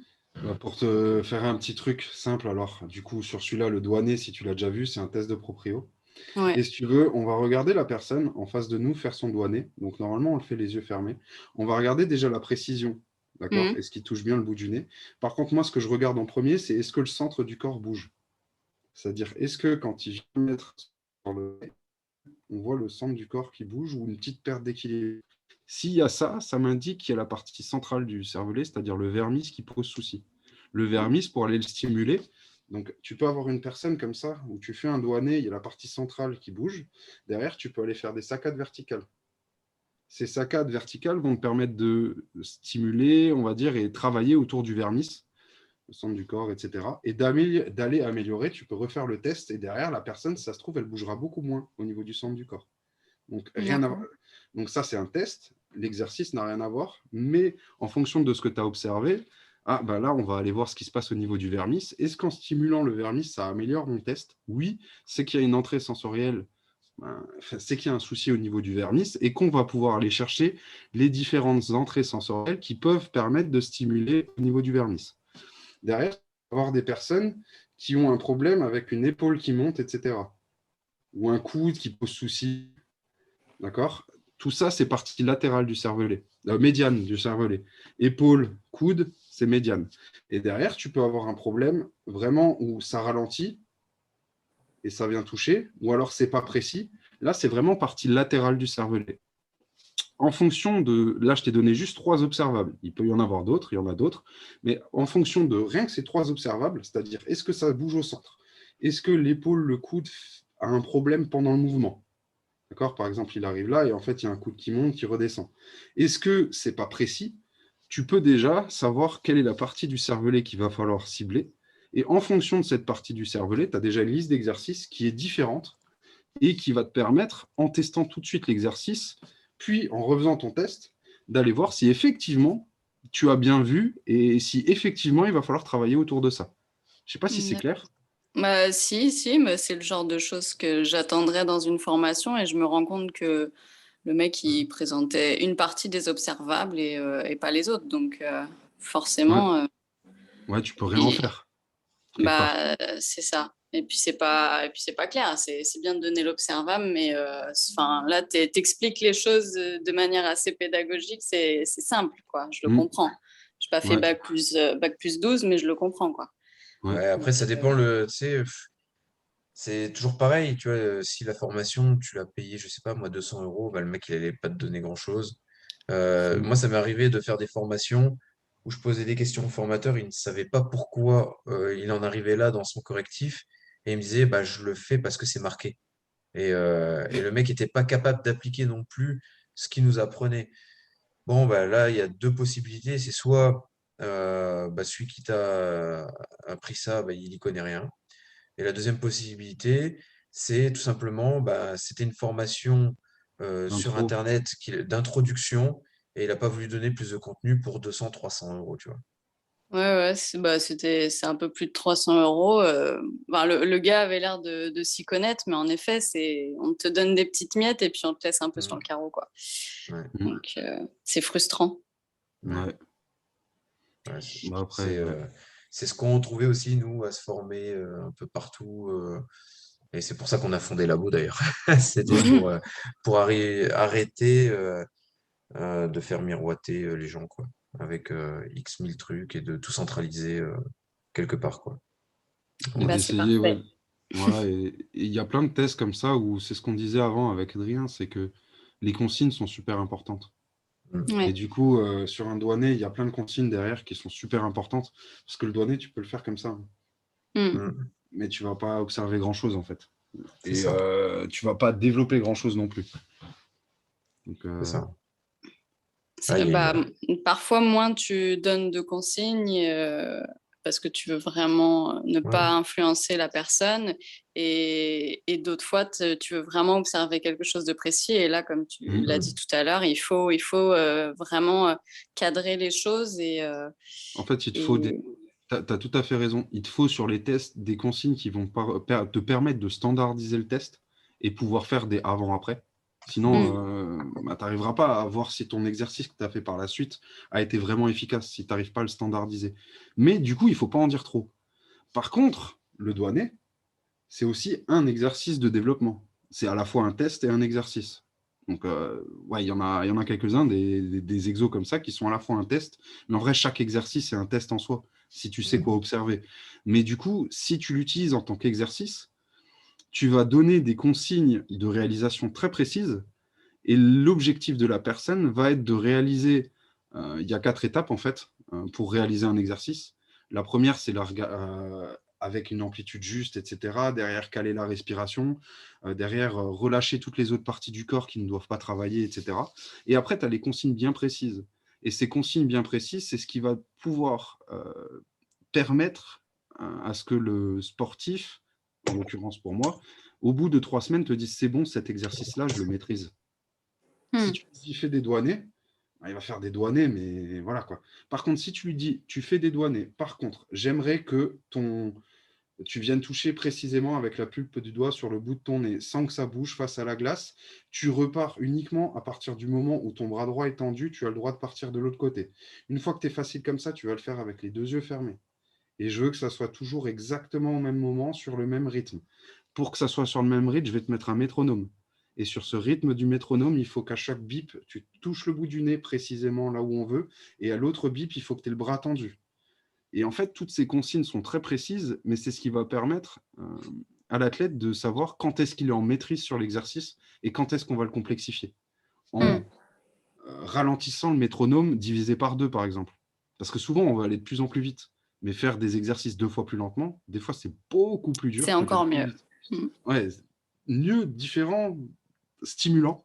Et nous, on va chercher cette stimulation, en fait. Donc, il faut être précis pour standardiser et encore plus précis pour étalonner la progression. Voilà. Ouais. C'est bien expliqué. Je sais pas, mais... Si, c'est clair. Et donc, du coup, après, derrière, il y a plein de principes d'évolution qui, d'un seul et même exercice, tu peux tenir avec juste les évolutions, tu peux tenir 1 an. Facile. Ouais, facilement, ouais. Avec les doubles, triples intentions, etc. Tu peux mettre dans un exercice, la progressivité, le cheminement qui peut changer, la façon de l'exécuter, de se tenir, etc. Des fois, tu vas avoir aussi des variantes qui vont dépendre des personnes, parce qu'il y a des personnes qui vont faire ce test-là, ils vont être allongés, ils vont y arriver, ils vont être assis, ils vont complètement capoter, ils vont être debout, ça va aller de nouveau. Donc voilà, c'est plein de petites choses comme ça qu'on va emmener au fur et à mesure, qu'on va aller chercher. Donc voilà. Ouais. Et ça prend pas plus de temps que ça, parce qu'en fin de compte, pour de vrai, nous, un bilan postural, ça nous prend 1 heure, 1 h 30 maximum quand on le fait en bilan. Quand tu le fais, je sais pas Merlette, ce que tu fais dans la vie, t'es coach sportif? Je suis kiné et coach. T'es kiné. Quand tu as quelqu'un qui rentre dans ton cabinet, t'es kiné. Là, t'as 20 minutes, quoi. T'as pas, Je sais pas comment tu travailles, mais... La personne, elle vient, elle marche, elle arrive vers toi, il faut déjà que tu aies capté la moitié du truc, quoi. Et donc, voilà, parce que tu vas pas avoir le temps de faire un bilan complet, sauf si tu fais du en Hors nomenclature. reconvention. Ouais. Et du coup, là, ouais, voilà, là, c'est encore un peu plus compliqué de faire venir les gens sur du non conventionné, parce que les gens, ils viennent parce qu'ils ont leur petit certificat médical. Et donc, il va falloir que vite, tu trouves la chose qui va pouvoir permettre de matcher, mais en faisant 2-3 tests, et ça peut aller très, très, très vite. Et c'est ça, en fait, l'objectif, et te dire, bah tiens, peut-être que ma première séance, je vais passer 20 minutes avec la personne, on va juste checker, tu sais, l'anamnèse, et puis après, aller checker les entrées sensorielles, les réflexes archaïques, la marche, et tu as déjà ton plan d'entraînement pour les 15 prochaines séances que tu as avec. Ouais, mais après, on est bien d'accord qu'il faut une formation digne de ce nom. Ouais. Bah, ça, après, il faut voilà. Check un petit peu le lien qu'il a montré. Puis, et si tu as besoin qu'on en discute, tu peux nous appeler, il n'y a aucun problème. On pourra discuter de tout ça sans souci. Nous, ce qu'on dit toujours à nos élèves là, sur Labo RNP, c'est dès le premier module, il faut pratiquer, quoi. Il n'y a pas le choix. Parce que ça passe par ça. La pratique sur soi-même, la pratique sur 2-3 cobayes, et après tout de suite mettre en application. Comme on disait tout à l'heure au début, hein, tu apprends un truc, tout de suite tu le mets, tu le transfères sur ce que tu fais sur le terrain. Sinon, tu as perdu l'ensemble de tes connaissances. Et puis là, surtout, quand tu regardes sur la bourre, avec le module 1, il est bien lourd en connaissances et en mise en application. Donc voilà, il faut tout de suite se lancer dans le grand bain et faire des choses. Des fois, on échoue, hein. Et puis, voilà, c'est pour mieux grandir par la suite. Yes. Ouais, mais ça, c'est pas un problème. Yes. Non, mais en tout cas, c'est bien. Tu as déjà cette vision. Là, tu es kiné, tu es coach. Tu as eu un premier aperçu à la posturo. Et voilà, ça te permet d'agrandir ta vision et de dire, tiens, ben, voilà, ça te permet peut-être de connaître d'autres choses maintenant, d'aller approfondir chez d'autres. C'est un peu ce que nous, on a fait toute notre vie, hein. On est passé par 50 000 étapes, comme une pyramide, hein.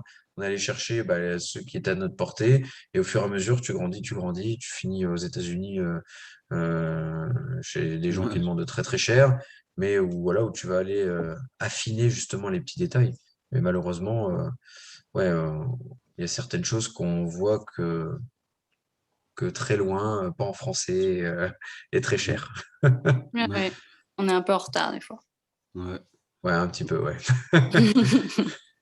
Donc voilà. C'est ce qu'on essaie d'apporter dans notre vision, tu vois, de vulgariser Mm. tout ça et de le remettre sur une pratique cohérente, tu vois, qu'on peut avoir dans la vie de tous les jours. Parce que c'est pareil, hein. Moi, je suis coach. Moi, j'ai des gens qui viennent me voir en bilan postural. Là, j'ai le temps, tu vois, je fais mes 1 heure et demie de test en ayant le temps de vraiment bien discuter avec eux. Mais 3 quarts du temps, je suis en salle. J'ai pas le temps d'attendre que Ouais, j'ai pas le temps de Ouais. faire devant tout le monde un bilan postural à la personne. Voilà, je vois une barre qui se lève mal, il faut que je puisse le corriger tout de suite, quoi. Mm. C'est ça qui est encore plus sympa, c'est de pouvoir réagir tout de suite. Et Ouais, d'avoir ouais, c'est les ça. outils pour tout de suite réagir en fonction de ce Mm, que tu observes. Ouais. Et une boîte à outils plutôt, parce que tu peux aller ouais. sur des exos de posturaux, de réflexes ou alors de neuro. Et il y en a peut-être un qui va matcher sur les trois, peut-être les trois, mais en gros, pouvoir réagir immédiatement, quoi. Mm. Et ça, il y a des trucs sympas, en fait, qui, en utilisant certains tests de neuro, mais avec ces tests de neuro, tu comprends les systèmes qui posent souci et tu vas utiliser des exos de réflexes archaïques qui ciblent ces systèmes avec des soucis, tu te retrouves à utiliser un test de neuro appliqué et des exos de réflexes archaïques pour y remédier, en fait. Et c'est ça qui est intéressant de passer de l'un à l'autre parce que ça te permet de jongler et de trouver ce qui matche le mieux, en fait, dans l'instant. En tant que Mm. prépa physique, c'est ça qui est intéressant, en fait. Mm. Si tu as un athlète qui a un souci sur du visuel avec un peu de soucis vestibulaires, etc., tu peux très bien aller lui faire travailler en analytique le visuel, en analytique le vestibulaire, mais peut-être qu'il est tennisman et tu vas lui mettre une balle de tennis dans la main et lui faire un exo qui stimule ces deux systèmes de manière précise avec des consignes précises, peut-être qu'il va accrocher parce qu'il y a une balle de tennis en fait. Mais Mm. c'est un Mm. exo de réflexe archaïque au départ. Mais que tu utilises parce que tu as observé qu'il y a ces Ouais. déficits-là sur le test de neurofonctionnel, en fait, de neuro appliqué. Ouais, puis il faut Mm. trouver quelque part comment accrocher la personne, la faire adhérer. Ah, ça, Tu ouais. es en salle de sport, le mec, tu lui sors un exercice neuro, il va te regarder bizarre.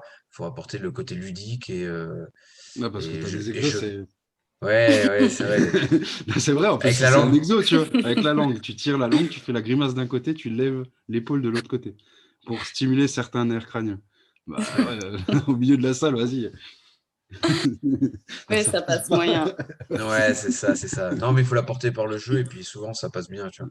Mais Ouais. voilà, après, voilà, après on en reviendra toujours au même, hein. T'es kiné, tu vois ce que c'est la régularité chez les gens que tu suis. Ouais. Donc voilà, il faut juste du coup, voilà, leur apporter des petits tips. Bah tiens, Madame Michaud, aujourd'hui, ce que je vous demanderai jusqu'à la prochaine séance, c'est juste de faire un petit exercice. Tu vois. Si ça peut, toi, te permettre de mieux travailler encore sur Madame Mm. Michaud la séance d'après, c'est cool, quoi. Ouais, c'est un truc tout bête, mais tu identifies un exercice qui lui permet de Ouais, gagner en amplitude sur de la rote externe d'épaule, et elle vient ouais. pour une épaule qui pose souci. Si tu as besoin de cette amplitude pour pouvoir travailler en manuel ou en exercice la séance d'après, peut-être qu'en faisant l'exercice régulièrement, elle reviendra avec un peu plus d'amplitude et tu pourras faire ton grand faux et ton manuel sur quelque chose d'un peu plus malléable, entre guillemets. Mm. Mais je dis ça parce qu'en fait, la neuro remplacera pas ton métier. Ce Mm. sera peut-être juste une aide, tu vois. Mais Ouais, ce comme sera ça peut être une complémentaire. aide, ouais, complémentaire, comme ça peut être une aide pour moi en tant que prépa physique, où Oui. tiens, tu vas faire cet exo-là, et je sais que la prochaine fois, tu descendras un petit peu plus bas sur le squat, et ça va nous permettre de travailler sur ces amplitudes-là. Voilà. Ouais, carrément. C'est un ajout, c'est un outil, mais voilà. Mais c'est un chouette outil et je pense que on sait pourquoi on en est à chercher Mhm. toutes ces solutions pour Ouais, aller plus loin, quoi. yes. Ouais. Merci à J'espère que toi ça a pour. pu répondre à, Ouais, et à Ouais, j'espère. quelques questions, ouais, bah déjà. ouais, carrément. Merci. Merci De à tous les rien. deux. Merci à toi. Est-ce qu'il y avait d'autres questions? Après, bon, ceux qui nous connaissent, vous savez qu'on est super abordable hein, sur les réseaux sociaux. On passe notre temps à répondre à toutes les sollicitations qui sont nombreuses, etc. Donc, même si vous n'osez pas poser votre question là ce soir, n'hésitez pas à venir nous recontacter après sur les réseaux sociaux, demain, peu importe. Mais voilà, restez pas en tout cas avec des interrogations, des questionnements qui ne seront pas réglés, parce que ça, c'est pas cool, quoi. On est des êtres de savoir, on cherche toujours à progresser et il faut qu'on puisse répondre à vos questions. C'est pour ça qu'on fait un webinaire de contenu comme ça ce soir, c'est pour répondre justement à vos attentes, quoi. Ouais, il y a une question qui revient souvent qui était ben, c'est quoi ces différentes approches et un peu faire une review des différentes approches pour que vous compreniez peut-être un peu Ouais. mieux comment elles peuvent s'imbriquer et de quoi il tient sur chaque Mm. approche en fait. Et comment nous, on les met en pratique? Mais tout simplement, en fait. Ah, c'est pas Comme on ne- c'est- disait, Mm, tu fais une prog sportive à un mec, moi je le bilante avant, je fais une prog sportive, j'inclus des exercices qu'il va falloir pour que ça aille bien au niveau de l'optimisation de sa performance. Et je vais rebilanter régulièrement. Donc si vous êtes coach sportif, on passe notre temps à rebilanter hein, de toute façon en prépa physique. Donc voilà, et on va faire des ajustables. Si vous êtes coach en salle, que vous faites du renfort musculaire, voilà, c'est bien. Je vais faire un webinaire. On est quel jour? Mardi? Je vais faire un webinaire mm. dimanche sur quelles sont les qualités d'un bon coach sportif. Et je disais, un bon coach sportif, il doit savoir s'adapter. Voilà, on peut pas dire on fait un cours de groupe à tout le monde et puis on les laisse se démerder avec leurs problématiques. Non, mais sinon, Mm. on fait pas ce métier-là, quoi. Et, euh, et il y avait un autre questionnement que je posais dans ce webinaire, c'est qu'est-ce qu'il faut faire pour passer au niveau supérieur en tant que coach? Et ben, c'est justement s'adapter 10 fois plus, être dans le cheminement de s'interroger en permanence, se remettre en question, aller voilà, observer rapidement, mais surtout, voilà, le coach sportif, il n'est pas là que pour faire transpirer la personne, il est là pour la faire progresser. Et ça, c'est beaucoup plus complexe en fait.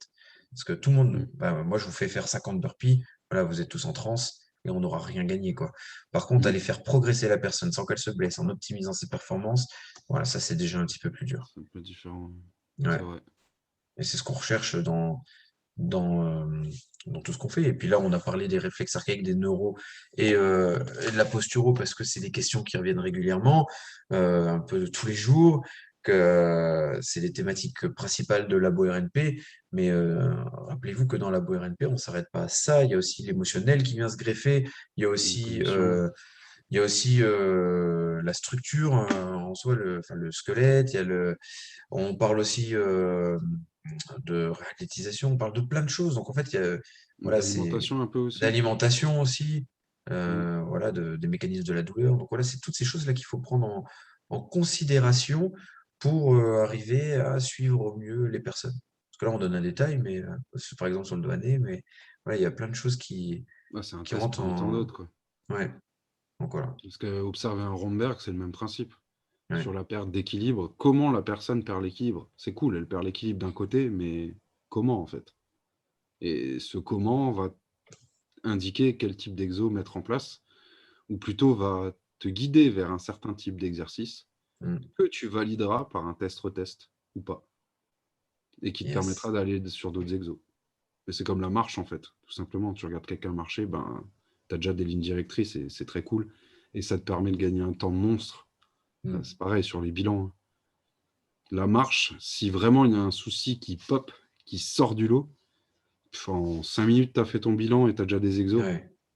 Mais Et, c'est ouf, hein, et avec les exos, tu en trouveras d'autres, etc. Tu vois. de Ah, plus en pardon. plus, on est là-dessus, hein, sur on teste la marche et on sait ce qui va se passer le reste du bilan postural. En fait, on vient Ouais. juste chercher après des corrélations, corroborer ce qu'on a vu. Mais ouais, c'est ça, on va tester la marche. Après, bon, forcément, il va falloir tester les réflexes archaïques.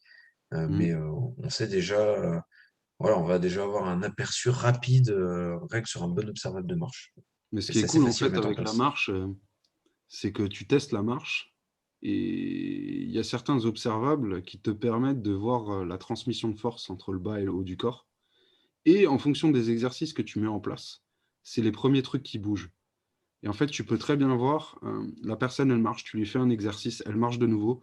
Si tu sais observer les bonnes choses, tu peux tout de suite voir si l'entrée sensorielle que tu as ciblée par ton exercice était à intégrer ou pas. parce qu'il y a eu une amélioration de 7 observables à la marche. Et ça se situe au niveau des sacro-iliaques. Mm. Voilà. C'est bête à regarder, hein, mais c'est tellement puissant en fait. Et c'est tellement puissant dans l'autre sens aussi. C'est que je suis préparateur physique. Si une personne fait un squat et elle sort du squat et sa démarche, sa marche est moins bonne qu'avant la série, c'est que la série de squats est menaçante pour lui. C'est qu'elle dégrade son système nerveux, entre guillemets. Mais si ça dégrade, ça veut dire qu'elle va sortir de la séance moins bien que quand elle est rentrée. Et donc, du coup, c'est de mon ressort de mettre en place des exos, en fait, pour réguler et que ça soit au moins au même niveau qu'avant la séance. Mm. Voilà. Bon, je pense qu'on va tout doucement couper. Il est 21h47, ça fait déjà 1h47. Waouh, dingue. Mais il y a eu Ouais. beaucoup de choses dites. Prenez le temps On regardera de le réécouter replay, ouais. quand vous mettrez le replay. Là, d'ici un jour ou deux, là, vous aurez le replay en mail. Prenez le temps de réécouter parce qu'on a donné pas mal d'infos quand même, hein. Mhm. Euh, Donc voilà, prenez le temps de bien intégrer ce qu'on a déjà dit. Et puis voilà, on reste disponible en permanence pour répondre à vos questions. Merci à tout le monde et à très vite. Merci, à bientôt. Ciao, Salut. Merci. ciao. Merci, ciao. Merci. Merci, hein. Merci à vous d'être présents.